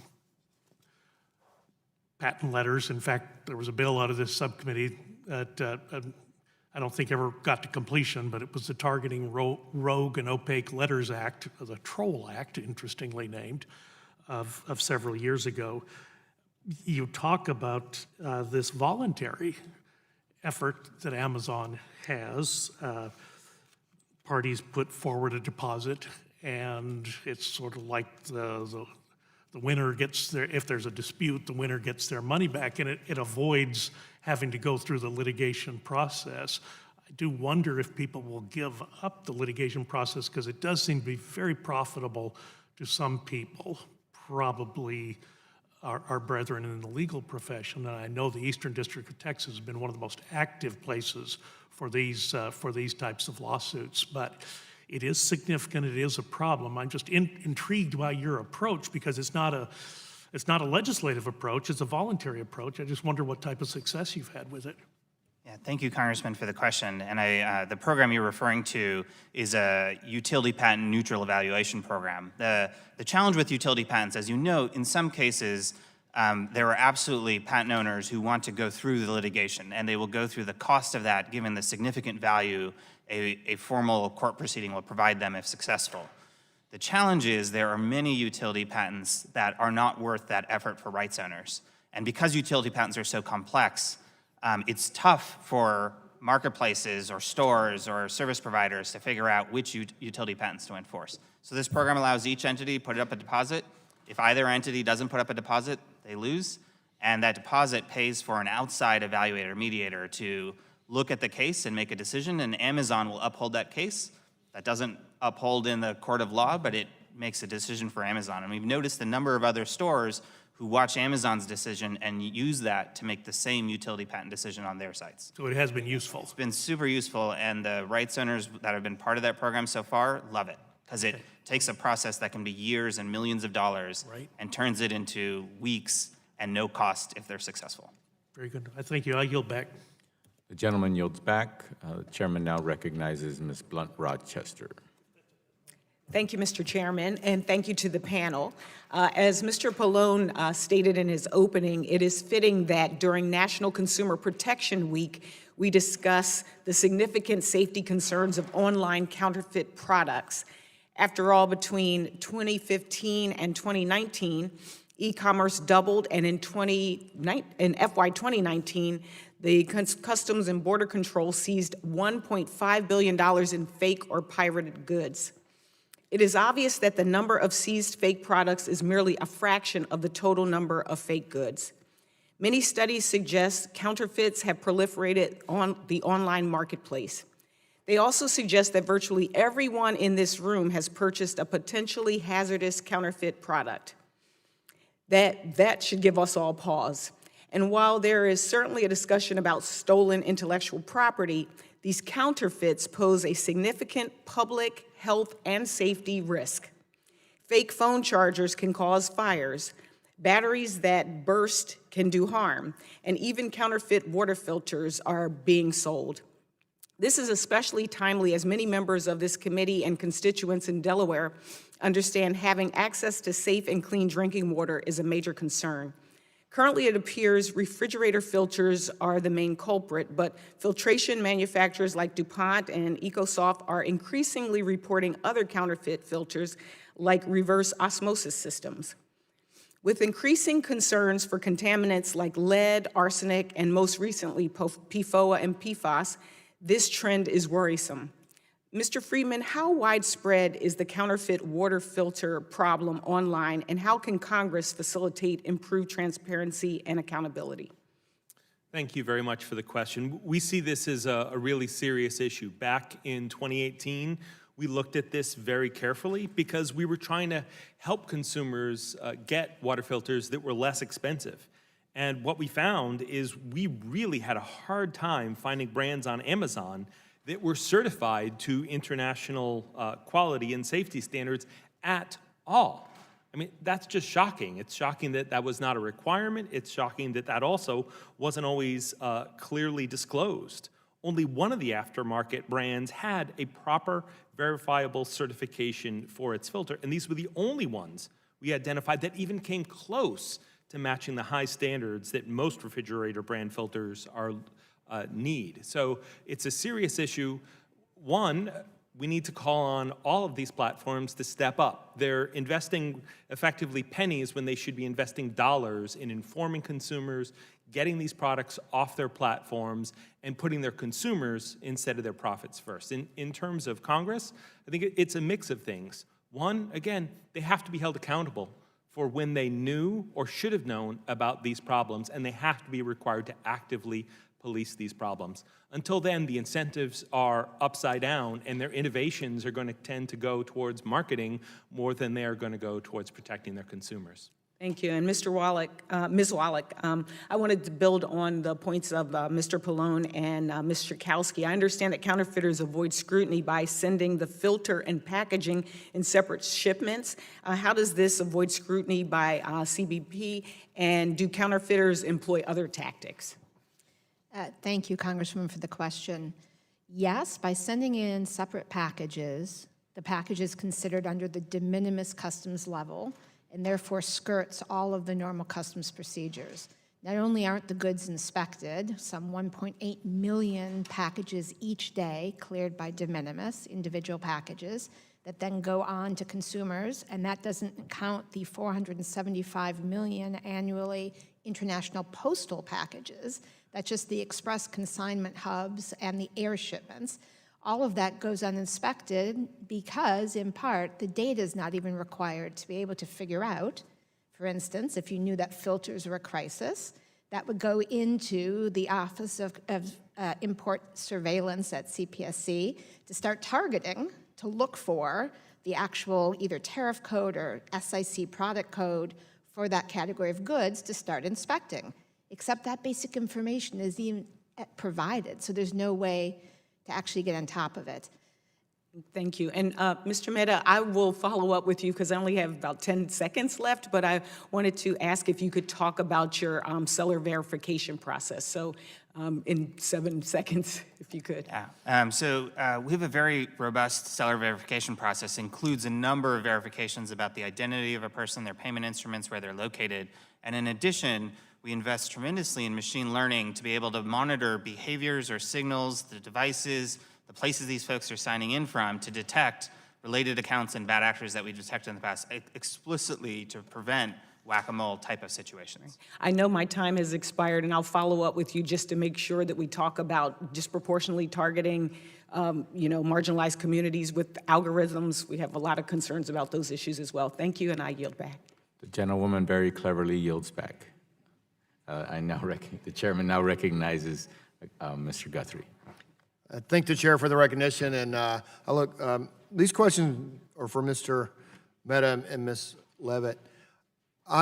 Last year, Dr. Burgess just left, but I went to visit the JFK International Mail Facility at his request, because when you're there, it's just amazing the volume of product that flows through, and there were counterfeit items they found, and some of them on your platforms. The second thing, I have 3 Amazon facilities in my district. I've been there. It's just, when you go through it, it's just the sheer volume, how big our economy is and how big a player Amazon is, and the volume moving forward. I know in your testimonies, I know both of eBay and Amazon have tools that try to figure out how to prevent counterfeit items from coming through. First with Mr. Mehta, since Amazon has a lot of employees in my district, Ms. Levitt, if you would kind of describe your processes and how the efforts that you have underway. And also I noticed that a lot of items were from China, and it seemed China was a big culprit in counterfeit. And do you agree with that, and what process do you have to make sure things come from China are authentic? So Mr. Mehta, if you go first. Yeah, thank you for the question, Congressman. We want to prevent counterfeits regardless of the country they come from. We outlaw them. We have significant technology investments that scan every listing, every seller before they're able to sell in our store, before a listing is able to be published and available for sale. In addition, we have programs like Transparency, that every unit that shows up at one of our fulfillment centers, we scan that product and know whether it's authentic or not, and can reject the product before it even ends up being stored in our fulfillment centers and potentially sold to someone. But there's more we can do here. As you note, and I'm glad you visited one of our fulfillment centers, as well as the customs facilities, there's more we can do to partner with customs in being more effective. There have been comments earlier about requiring pre-arrival information for every shipment, whether it's above or below the de minimis threshold. We're currently engaged in a pilot as part of the Section 321 with Customs and Border Patrol, not only to get some of that information, but for Amazon to provide the information we have, so that collectively we can aid customs in finding potentially risky products at the ports or at the facilities where those products come in.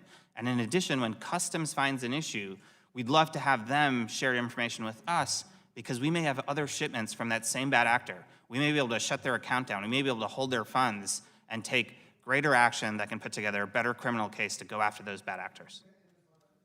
Ms. Levitt, and I'll say it this way because I know the custom situation, so maybe domestically. One of the big issues in my area is people who distill spirits, bourbon, Kentucky bourbon, particularly the high-end bourbons that people are buying not from a distillery, but from somebody who goes and buys a bottle of Pappy Van Winkle and they put it on the marketplace or one of the Heaven Hill brands. Or I should list all my distilleries, shouldn't I? But and so it's going from one person to another, but it tends to be not the real product, counterfeit. So I know you're not supposed to sell alcohol on your site, but I don't know if people do, and if they do, how you try to trace this down and make sure not just bourbon, but products from me to you domestically are also not counterfeit. So in that instance where there's a good that's maybe stolen and then sold under a different brand, we have a team who's dedicated to working with law enforcement. They're a global asset protection team, and they're focused both on proactive investigations, so they have their own internal referrals from different sources throughout the business. They have different analytics and tools that they use to essentially find that behavior and do investigations. And if it looks to be a more serious level case, then they will work to refer those cases out to law enforcement.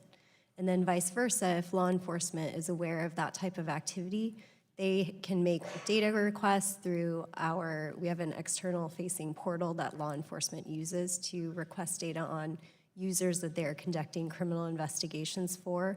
And then they will also share additional information from investigations just to help us, both address the issue at hand, but then also implement proactive measures so that we can prevent those types of situations from arising in the future, both on the listing product-specific level, but then also the seller level as well. So, Mr. Mehta, your fulfillment center is about 5 miles from Jim Beam. So how do you ensure your fellow corporate citizens of Bullitt County that their products aren't being counterfeited? Yeah, so we invest heavily in that. As I mentioned in my testimony, last year in 2019, we invested over $500 million in preventing fraud and abuse, and that is primarily focused on proactive means. And so every listing, every seller that attempts to enter our store, we're scanning multiple data points. We have expert human investigators, but we also have advanced machine learning that's scanning every one of these. It's the reason that last year we stopped over 6 billion suspected bad listings before they were published to our store. And over 99.9% of pages viewed in our store have never received a report of counterfeit infringement. But it's not perfect. We got to keep working until we get that to 100% and zero counterfeit. Well, thank you very much, and our time's expired. I yield back. The gentleman yields back. Chair recognizes Mr. Rush.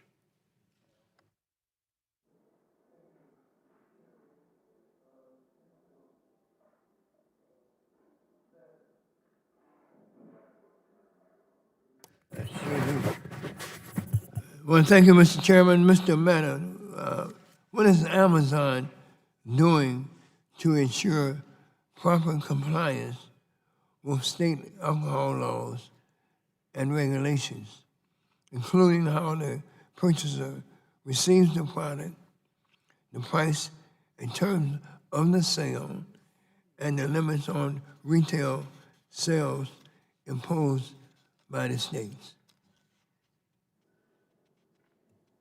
We require all sellers in our store, whether that is Amazon, the seller, or the third-party sellers in our store, to adhere to all applicable laws, regulations, and Amazon policies.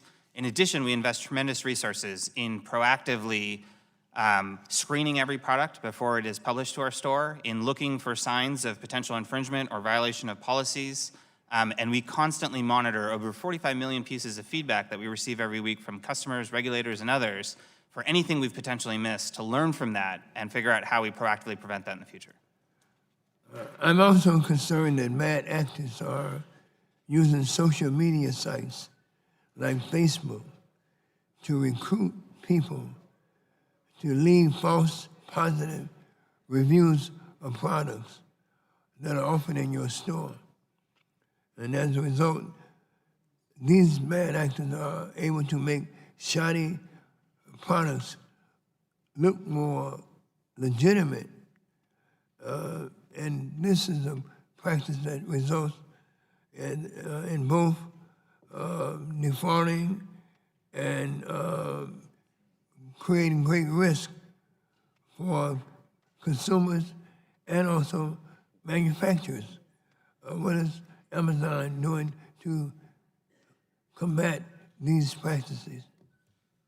Thank you, Congressman, for the question. It is absolutely true that bad actors, one of the tactics they attempt to use to generate fake reviews is they go to social media sites. They create private groups with otherwise honest American customers and offer incentives or free product to try and get positive reviews.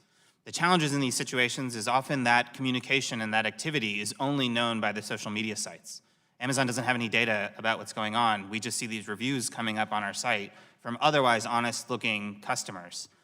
There's a great deal we do to look for signs or behaviors that look abusive to us. We report those to social media sites to get those groups broken up and taken down. It doesn't always move as fast as we'd like, but this is absolutely another area where we've all got to partner together, and social media sites have to do more to detect such abusive behavior on their sites and to partner with the rest of us to stop those types of fake reviews.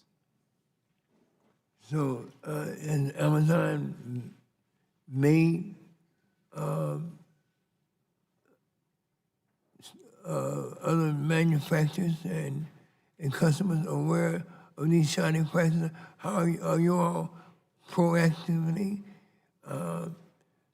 alerting and informing the buying public and also manufacturers of these practices? Thank you, Congressman. Yes, so when customers may have thought they were just getting a free product or a heavy discount to provide a positive review, if we detect that, we will warn that customer. We will notify them that such practice is not okay. It violates our policies and in some cases violates laws. If there's continued fake review activity, we will ban customers from being able to leave reviews or Q&A responses or other types of community content. And similarly, for every one of the sellers and brands and manufacturers in our store who are selling products, they are made aware of these policies. And if they don't take the appropriate action, we will close their accounts. We've had over 1,000 defendants that we've gone after through civil litigation. We've provided information to the FTC and are partnering with them to similarly stop these types of practices. Mr. Freeman, I'm very much appreciating your mention of the existing federal limits on lead and the use of small, high-powered magnets in toys. In 2008, I was the chairman of this subcommittee and drafted the Consumer Product Safety Improvement Act in response to a plethora of reports of children being injured by lead, high-powered magnets, and other dangers that were present in toys. Needless to say, I'm severely disappointed that here some 12 years later, this practice is still going on. Given that these dangerous products are most often coming from third-party sellers, should online marketplaces collect and record information about third-party sellers, like the name, location, and contact information, to ensure that that people are purchasing what they intend to and not an imitation or a knockoff? Absolutely, they should. And Mr. Rush, I also just want to thank you for your leadership on consumer protection in general and on these important areas. I would also like to say it's great to hear about what a lot of the companies are doing to help consumers, but the fact of the marketplace is it hasn't been enough. People are being exposed to these dangerous products. They're not investing enough, and they need to do a lot more. Well, thank you. I ran out of time. Thank you so much. I yield back the rest of my time. Gentleman yields back, and now Mr. Carter is recognized for 5 minutes. Thank you, Madam Chair, and thank all of you for being here. This is certainly an important subject, one that we're obviously very interested in and want to help in every way we can. I want to start off by saying that the ranking member, Ms. McMorris-Rodgers, in her opening statement, she talked about emerging technology. And Mr. Mehta, I know that you or I should say Amazon has invested a lot of money, a lot of employees in this. I'm just wondering, obviously you're using AI as well. Are you doing that? Is this in any way a part of your game plan? Thank you, Congressman, for the question. AI and machine learning is absolutely part of the game plan, as is the use of expert human investigators. So as we address these problems and prevent counterfeits from entering our store, the only way that we can collectively stop counterfeits at scale is through technology. Bad actors are using technology. They've hired their own engineers and their own scientists. These organized criminal organizations are attempting to find any crack between our systems. And so we absolutely use technology, whether it's in the vetting of our sellers and the way we were able to stop 2.5 million accounts that bad actors attempted to create last year, or the 6 billion bad listings that we stopped before they were published to our store. The only way we do this is through technology that is mining hundreds of different signals about the person, about their product, about information that brands and rights owners have given us about their brands and their logos and their distribution that helps us be more effective in stopping counterfeits and unsafe products. Great, thank you. Ms. Levitt, what about you? Does your company utilize AI at all?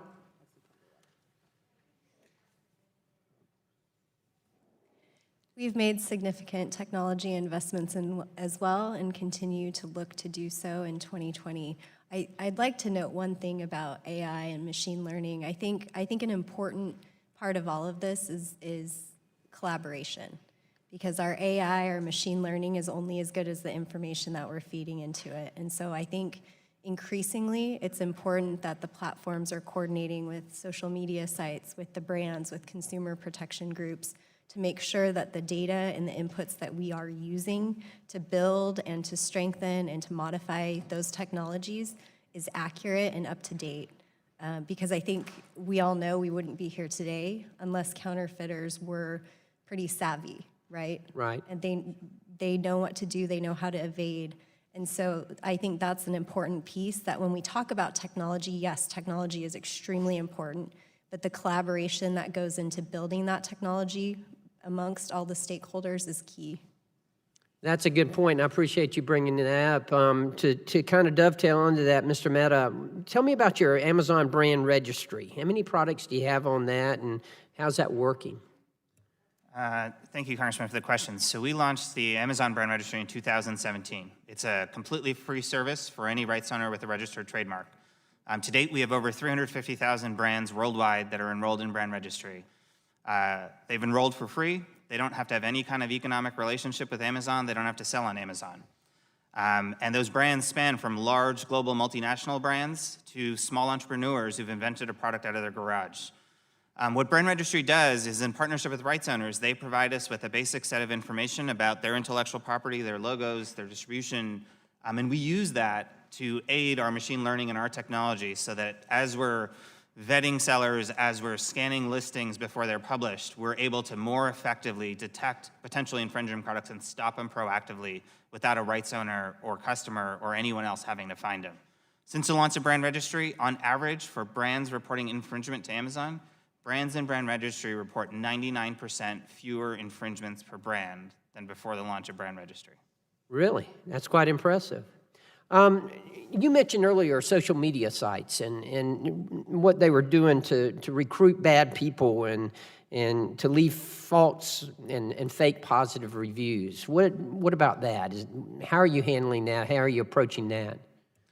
Yeah, so we've absolutely seen situations where bad actors are using social media sites, often private groups within social media sites that are not visible easily to companies like ours or to government, and bad actors use those groups to recruit people and provide them discounted or free products to get incentivized reviews. It's completely unacceptable that that type of activity would occur. We sometimes detect it because we see irregular patterns of reviews being left on products. When we see that and we investigate, we report those to social media sites and expect them to take those sites down. It's something we're working with a number of social media sites to get that process to not only be faster and more effective, but more importantly for social media sites to proactively monitor for such types of abuse and inform other partners in this fight. Well, great. Well, thank you for your efforts. Thank all of you for your efforts. And as you know, if it's on the internet, it's true. So we have to always keep that in mind. Thank you, and I yield back. The gentleman yields back, and now Mr. McNerney is recognized for 5 minutes. I thank the chair, and I thank the witnesses for this testimony. It's useful and informative. Mr. Maida, how does your company determine what products receive the Amazon Choice badge? Thank you, Congressman, for the question. We've designed the Amazon Choice Badge to really help customers simplify their discovery and shopping experience. Right, but how does that badge come about? So that badge is designed to show well-priced, highly rated products that are available for delivery. How does that badge get awarded? It is awarded through an algorithm that uses products that have been popular, that have high ratings, that have low return rates. It uses a number of factors that indicate that other customers purchasing that product have had a great experience. Thank you. In order for a product to receive the Amazon Choice badge, is it required to undergo any safety testing by Amazon? Please answer with a yes or no. Congressman, no, there is no unique safety testing to get that badge. Okay, thank you. In order for a product to receive the Amazon Choice badge, is it required to undergo any screening to ensure that the product is authentic? Congressman, answer with a yes or no. There is no unique screening for authenticity to receive that badge. Well, do you think it's possible that some customers may interpret the Amazon Choice badge to signal that the product is one that Amazon trusts? Congressman, we use that badge to show a product that other customers have found to be highly rated, to have great prices, and to be available for delivery. Amazon does not manually curate or assign that the customer badge. may think that that's some sort of a promotion by Amazon. Mr. Friedman, do you have a comment on that? I don't know how a consumer could see it any other way. I mean, it's Amazon's choice. And this is a brand that has worked very hard to be a trusted brand, and yet you have Amazon Choice products, as we found, that are littered with fake reviews. They're not policing the system. They're not doing enough. We've heard a lot of 99% here in terms of impressive numbers of what they're talking about. Well, one, there's lies, damn lies, and statistics. Part of what I'm a mathematician, so be careful. Statistics can be great, but it can also be misused. Right. They're talking about basically with a lot of these 99% of verified reported things. They're saying consumers, sellers are the ones who have the burden to report these problems to them. And when they finally figure it out, potentially after being hurt or misled, then they do something about it. We can't wait for the problems to happen. They need to be on this in the first place. Thank you. You've discussed review hijacking. Can you walk us through what that means and how it works? Sure. Review hijacking is, it basically manipulates one of the systems on Amazon where in various ways you can associate a review with one product with other products. Sometimes it's great. For example, if you have a blue version of product A and a red version of product A, it makes sense to be able to associate those reviews together. But when you have a review of a bicycle helmet and a review of an eyelash lengthener, there's no reason why those should be able to be associated, but loopholes in the system allow people to either take dormant reviews or reviews from their own products and package them together. So how widespread do you think this problem is, review hijacking? We've certainly, in our investigations, we've seen it rather consistently, and what's even more troubling is while Amazon responds when we point it out to them, for a while, we monitored what was happening on their site and didn't report things, and we saw the practice continue. So clearly, they're waiting until victims speak up rather than proactively protecting their customers. Well, I mean, I use Amazon all the time, so I want to have confidence in what I'm getting. Mr. Myers, can you talk a little bit about review hijacking, what it means to consumers?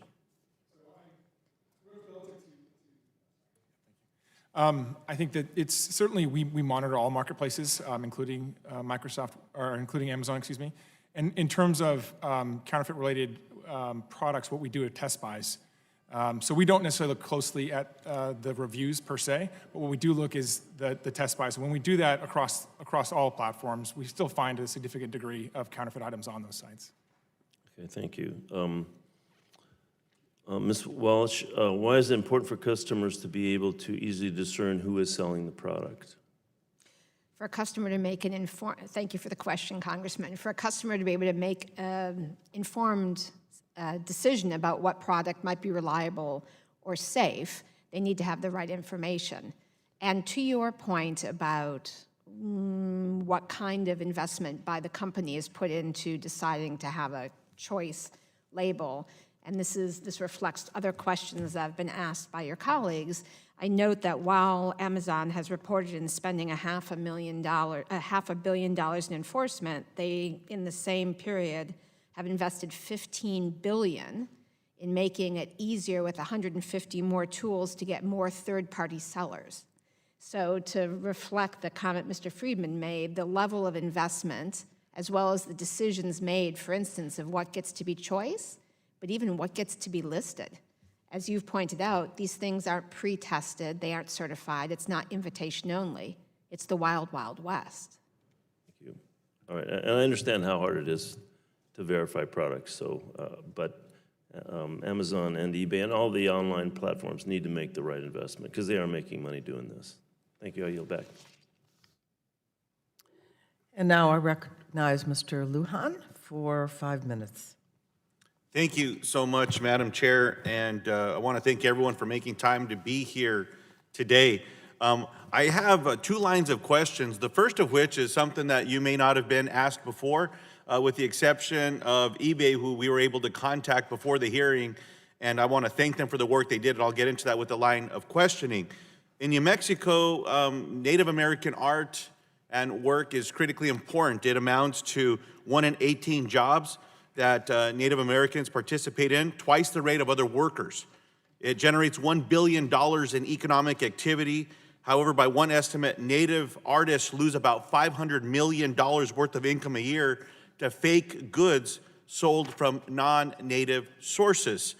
My home state of New Mexico accounts for 18% of all Indian arts and craft board complaints. An estimated 1 in 3 fraudulent Native American products originates from an online sale, second only to retail sales. Ms. Leavitt, what steps has eBay taken to work proactively with tribal governments and dealers to help authenticate sellers and combat misrepresentation? Yes, thank you for the question, Congressman. So just to clarify, your question isn't so much about the tribal items, it's more about seller verification. Is that correct? That's correct. Okay.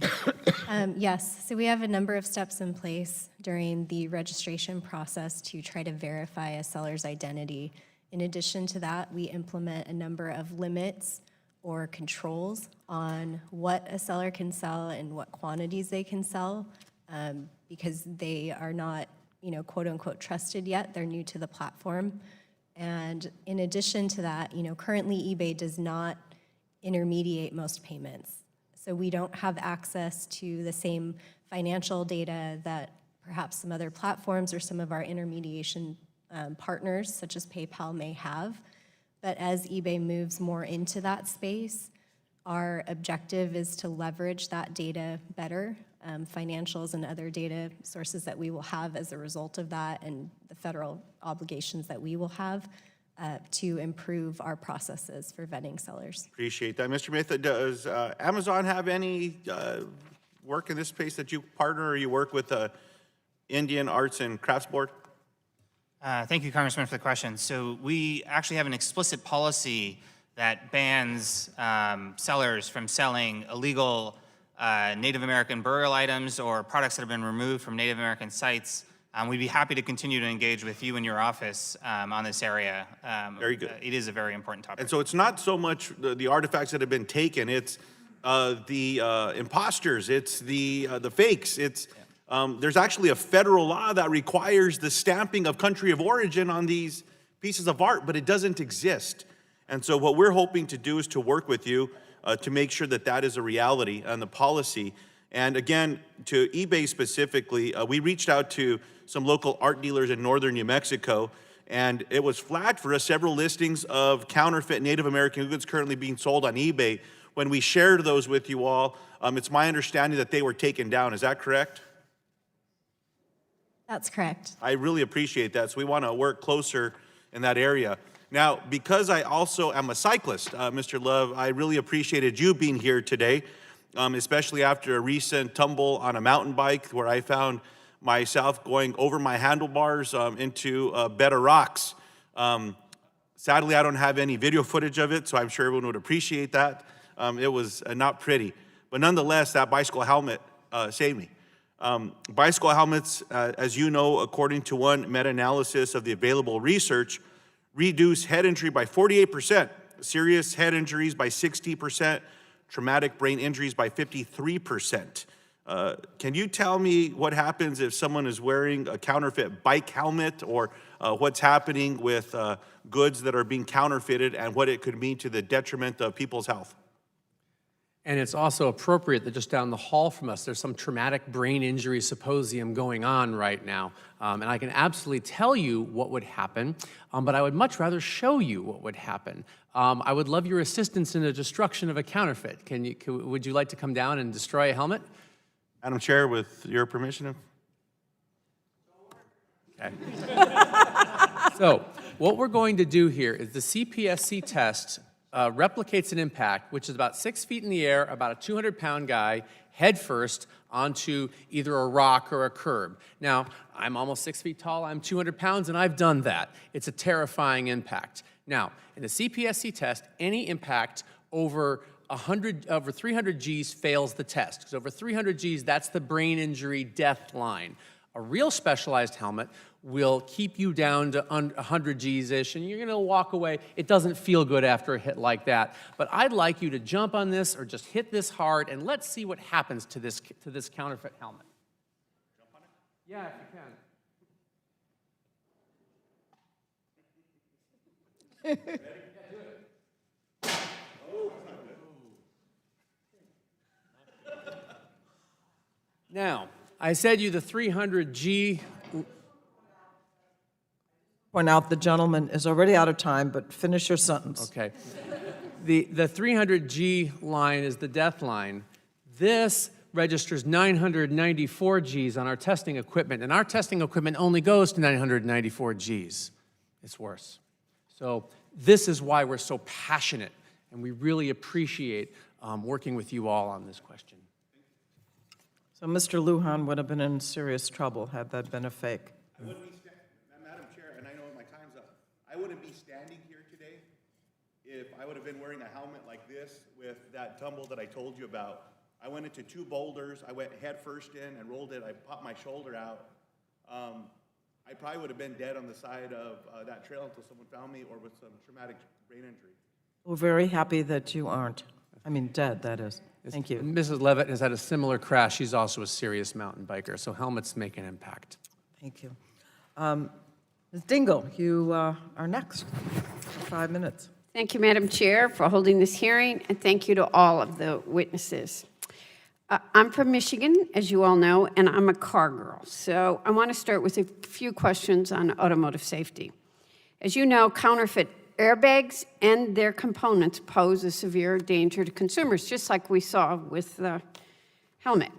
I understand that while other major e-commerce platforms have moved to ban the listing of airbags and their components because these products are particularly even more prone than the helmet to counterfeiting, eBay continues to allow the listing of airbags and components. A recent search for airbag and component listings on eBay generates hundreds of results for airbags and various airbag components. So, Ms. Levitt, I want to ask you a few questions on this. Why has eBay refused to adopt the industry norm to ban the listing of airbag and safety restraint components? Thank you for your question, Congresswoman. So eBay has worked with the National Highway Traffic Safety Administration as well as the automotive manufacturers on several of our policies around airbags. So as you're well, they're not happy. There is a big recall. Yes, very. It hurt people. Yes. It killed people. Correct. And that's very unfortunate. And we worked very closely with NHTSA on the communications, not only with past purchasers of the airbag that had been recalled, but also worked with them to remediate through sanctioning and essentially. Okay, but you kicking still users off haven't, the I site. know that I only have a Correct. short amount of time. How do you verify the authenticity of airbag and airbag components? And what are you doing now to keep people from buying bad parts that could kill them? Thank you. Yes. So we do ban airbag covers because those can be used to circumvent, right? You could put something in the airbag cover that could be an airbag, essentially. So those are banned on the site. In terms of the other airbags and parts that are allowed, those they are only allowed by a group of vetted sellers. And those sellers have to provide proof or demonstrate that they've sourced those items directly from the manufacturer. So can you tell me how the auto industry is working, you're working with them to make the public aware of the safety risk posed by these counterfeit bags? And if you could go quickly, because I want to do. Oh, yes. So we work closely with A2C2, which I'm sure you're familiar with. Yes. We are actually meeting with them in our offices in San Jose, I believe, next week.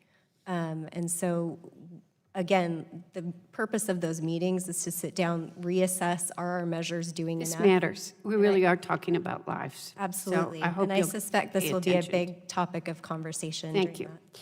Now, with the remainder of my time, I want to focus on the coronavirus. Anytime there's a danger or fear, will almost certainly be someone offering a product designed to protect against that fear. But this in turn becomes very dangerous when the product doesn't work, and in fact helps perpetuate the problem.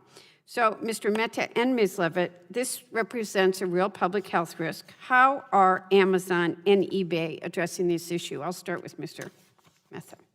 Thank you, Congresswoman, for the question. The coronavirus situation is rapidly evolving, but from the moment it started, we started to actively scan our site, proactively looking for any seller who's trying to list a product making false claims, claiming that our product could cure the virus, claiming that the product would save them in some fashion.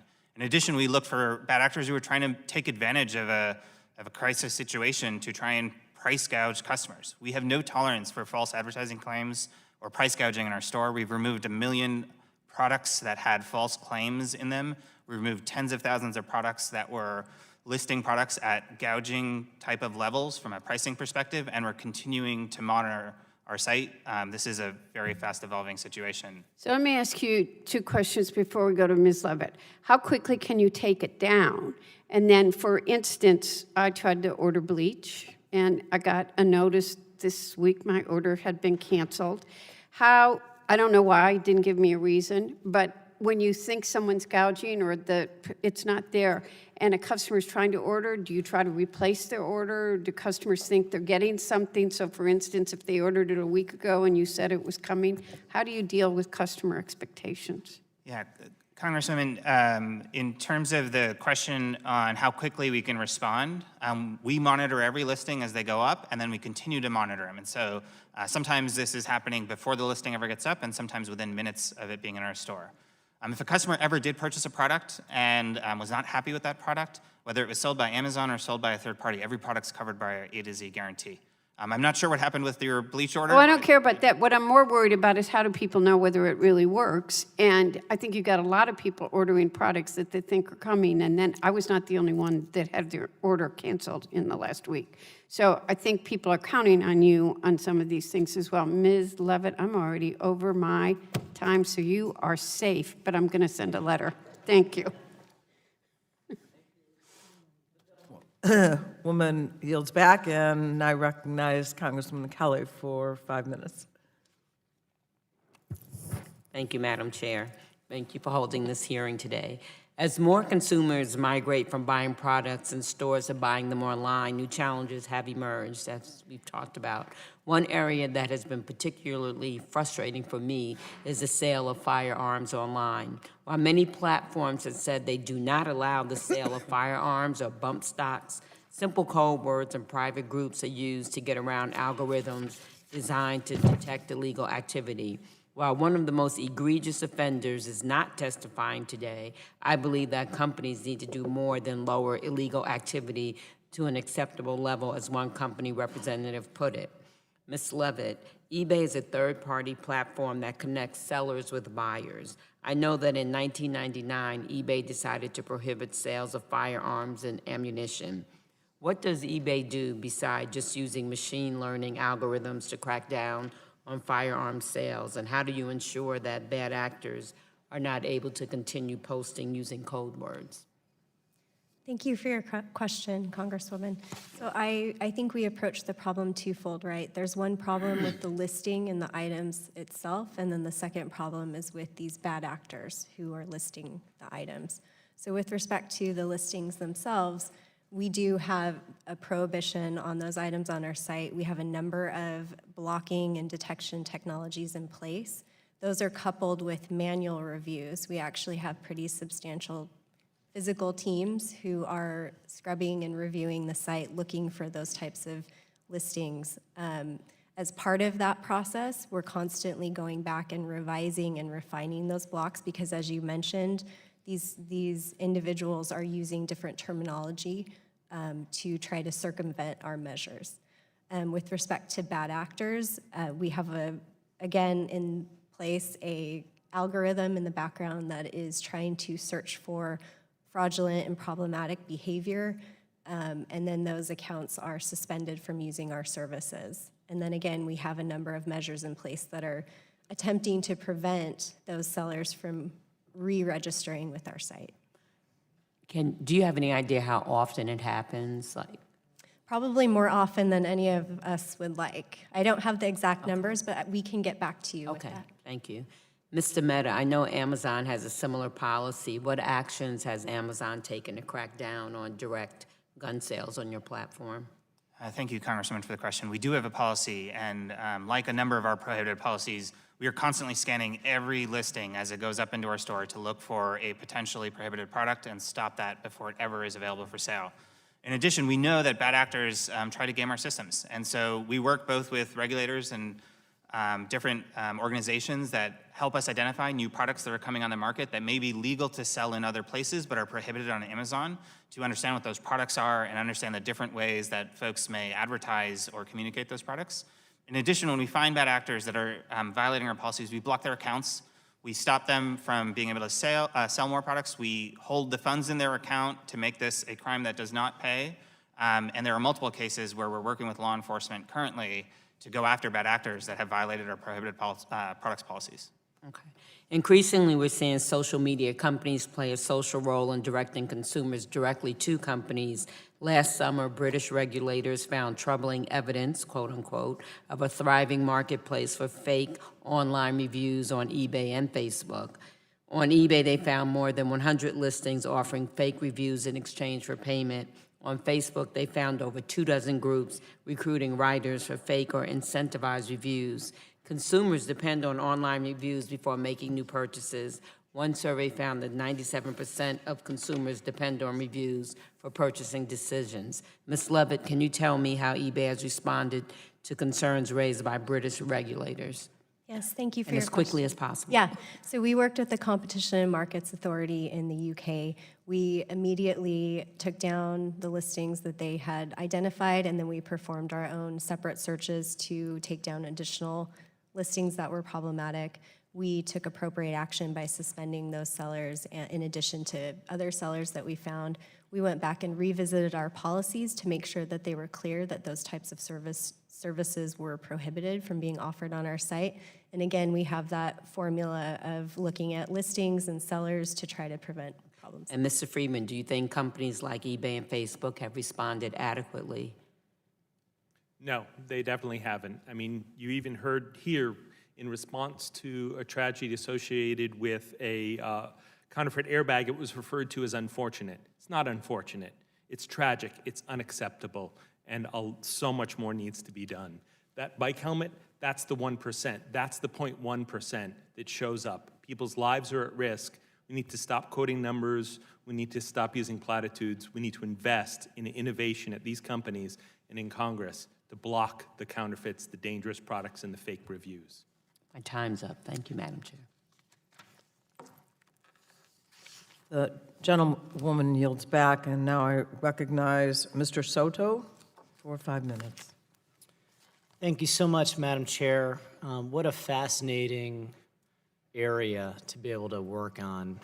When I look at even in my own household, the evolution of how we purchase goods and services is just going almost as fast as I could keep track of. In our own household, my wife orders groceries online and they arrive at our doorstep because she works very hard as a school teacher, math science coach to be exact, and doesn't feel like going to the grocery store anymore, and I don't blame her. Boxes show up on our doorstep. We even have a doorbell that can video people to know who it is and have an idea whether people are going to be trying to be porch pirates and steal our boxes or not. And yet we also go to the mall when my wife has an important purchase she wants to make and wants to try on things or even get quick purchases. So we have to obviously look at continuing regulations in this area because it's become such a major part. 79% of Americans have made online purchases, a staggering number. 26% have purchased counterfeit products. In 2016, 16 items seized at the border that pose a direct and obvious threat to human safety. So we want to make sure that people have and consumers have various options, and we can keep up with technology in a busy lifestyle. We also want to make sure that people are getting the goods that they purchase. Mr. Love and Mr. Friedman, some counterfeit products pose a greater threat than others because they are used for things tied to human health and safety. Should these products face greater scrutiny, and if so, what should that scrutiny be? I would absolutely encourage greater scrutiny, and not just for the branded counterfeits, but also for the generics. The helmet that Mr. Luan jumped on, actually, it was a copy of one of our products, but it didn't have our logo on it. I mean, any cyclist would look at that and know that's a specialized helmet, and that's why they sell. But our logos were removed, and I had him jumping on that to make the point, because I legally can't take those down.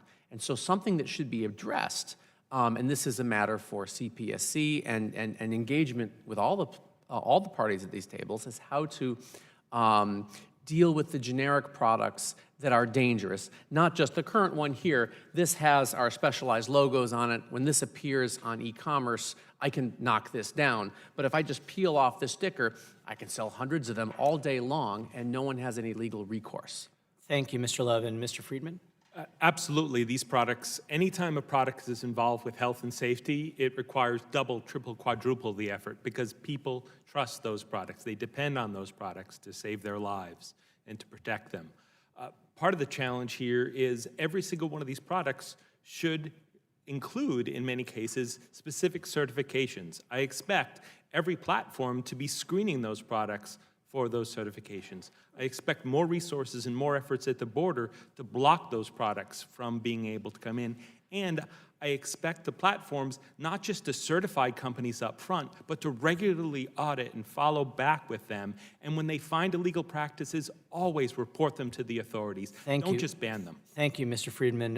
Mr. Mehta and Ms. Levitt, it'd be great to understand what you all think should be the rules of the road with regard to fraudulent sellers and how we could use things like artificial intelligence and blockchain to be able to keep integrity in the system of online sales. Thank you, Congressman, for the question. We absolutely agree that artificial intelligence and machine learning is critical to how we stop these bad actors. While there's a number of criminals and bad actors that operate in kind of old school fashion, increasingly we see bad actors that are using sophisticated technology themselves to try and game our systems to try and attack American customers. And so we have to use machine learning to detect patterns, to detect behaviors, not just from when someone registers, but on an ongoing basis when they're selling in our stores. We think things like blockchain or solutions like our transparency program that uniquely identify every product that's manufactured are technology solutions that can scale throughout the entire supply chain much more effectively and proactively. Ms. Levitt? I would just add to that again, as I testified earlier, I think another important component to that is the cooperation, because our systems and technology can only detect so much, and I feel like a lot of what we've seen in our experience is sometimes brands or consumer groups see activities or behaviors that sellers are engaging in that we don't have visibility to, and that may be off-platform or on other platforms, and once that information is shared, that helps us to perform a more comprehensive investigation and improve our own detection methodologies. Thanks, you yield back. The gentleman yields back. I am so happy to yield to Congresswoman Eshoo, who is always so kind to me when I wave on to her Health Subcommittee, and I am very happy to yield to you right now for 5 minutes. Thank you, Madam Chairwoman, for your kind remarks and for your leadership here and at the Health Subcommittee. That never stops with Congresswoman Schakowsky. So I guess it's afternoon now. Good afternoon, everyone. Welcome to the big hearing room of the Energy and Commerce Committee. And a special welcome to Ms. Levitt from eBay. I'm proud to have eBay in my congressional district and have watched just that very, very tiny idea just grow and grow and grow, and there are a lot of people that have benefited from it. So thank you for coming across the country to testify today. I don't think everyone understands the difference between eBay, Amazon, and other e-commerce platforms. I think to understand a business, you have to understand how it makes money. So, Ms. Levitt, would you just take a minute and tell us how eBay makes money? What's your business model? And tell us what business practices eBay avoids relative to your peers, so that people that are tuned in and listening to this understand the differences. Yes, thank you for your question. I think the biggest difference is that eBay is a pure marketplace. So we provide a platform for independent sellers and buyers to connect to transact a sale, essentially. I think another big difference that exists between us and our competitors is that we don't compete against our sellers on the site. So eBay does not sell, we don't otherwise touch or distribute or retail the products that are sold on our site. And so our success as a business really does depend on the success of our How do you know they're safe? sellers. I'm sorry, what was that? How do you know they're safe products? So we have the products. So we have Or the item, whatever you want to Yeah. call it. But Yep. So we have a number of different measures in place in addition to partnerships. So we've talked a lot today about the different technologies that we have, both to look at the listing and the seller level to ensure that there are no violations going on there. But then we also rely heavily on partnerships with third parties, including government agencies such as the CPSC, to keep us informed about not only recalls, but also issues that can pose a serious safety risk to consumers. So we kind of couple those two things together, in addition to efforts with law enforcement. thank you. To Mr. Maida, good afternoon to you. Knowing who's selling a product, and this has been taken up by different members since I came in and was absorbing what the questions and the answers were, but knowing who's selling a product is really important for buyers, obviously. Now, on a product page in the Amazon app, a user has to scroll past the Buy Now button to see who's selling the product. Now, I think that this seems like information I certainly would want to know, and I think others would like to know before, not after or ever, but before they're buying, especially if the seller is an Amazon. Now, I had in my wonderful opening statements, and I'm going to submit for the record, I used the example of helmets. And we saw today how calamitous a faulty product can be.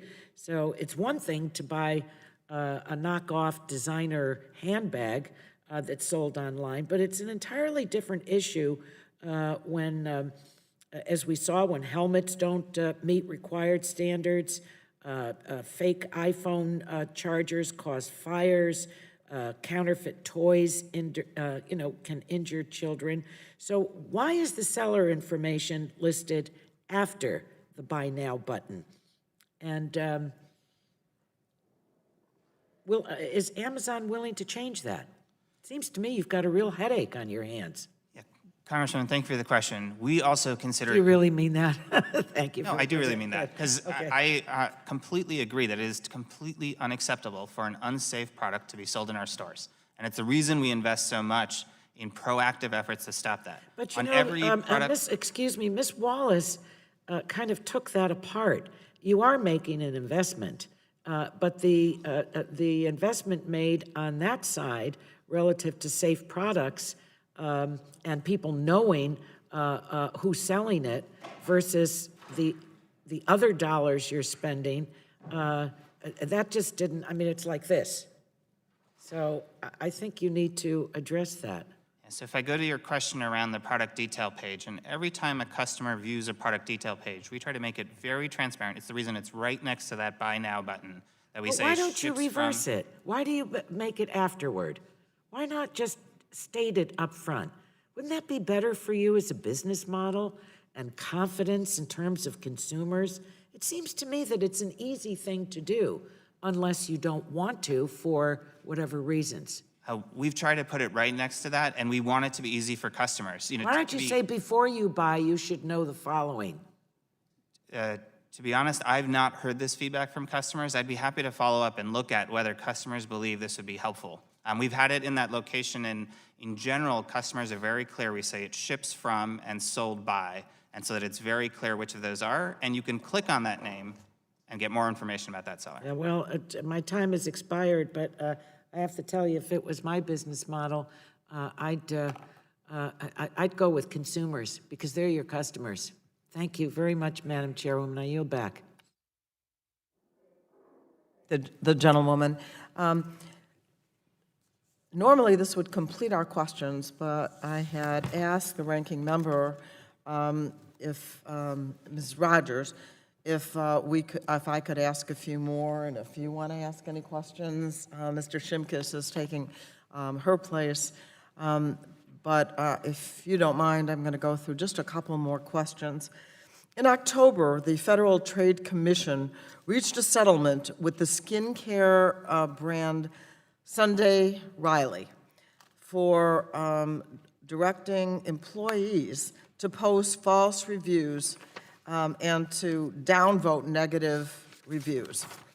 But the Federal Trade Commission settled with the company, as I had mentioned in my open statement, but it did not conclude any money, compensation for consumers, or penalties on the company.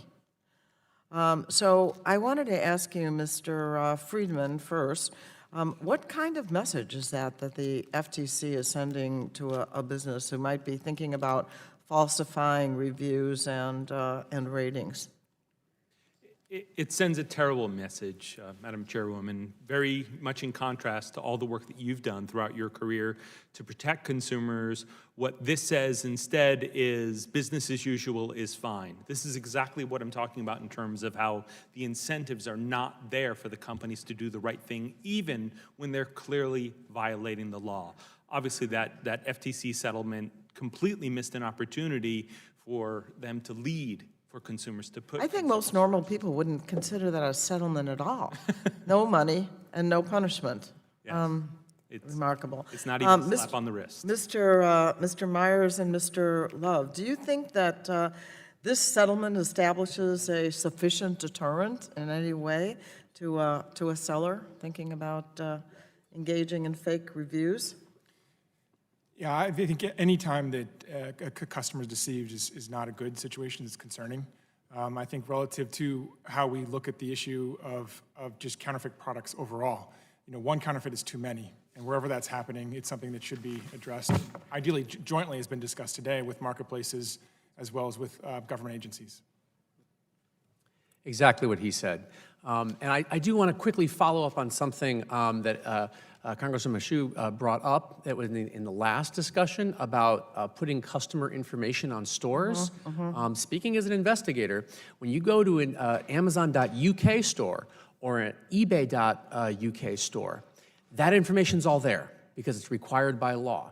I love when I find a bad actor on Amazon that they also have a UK store because then I can research them. I'm completely incapable of doing that on .com today. So that's an aspect for legislation in terms of disclosing who you're actually doing business with, which it must be mandated by law in the UK, could be something that could be looked into. I assure you, Ms. Eshu and our subcommittee will be interested in following up on that as well. Mr. Friedman, so what do you think is an appropriate punishment for businesses that seek out fake reviews? I'm not really asking for a dollar figure, but I'm assuming you think there ought to be some compensation to the consumers and also some sort of punishment. Yes, I mean, A, they should be prosecuted to the full extent of the law.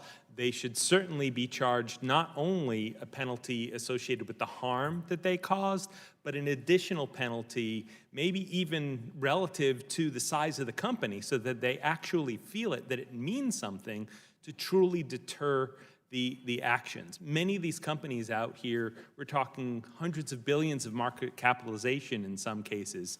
A few million, a few hundred million here and there isn't going to make a difference to the decisions they make every single day. Thank you. I wanted to clarify something as well. I want to make sure that the ordinary consumers understand what we mean. I was thinking back on the question about de minimis. So I order something, I order a bike online, and it's $600 and something, you said.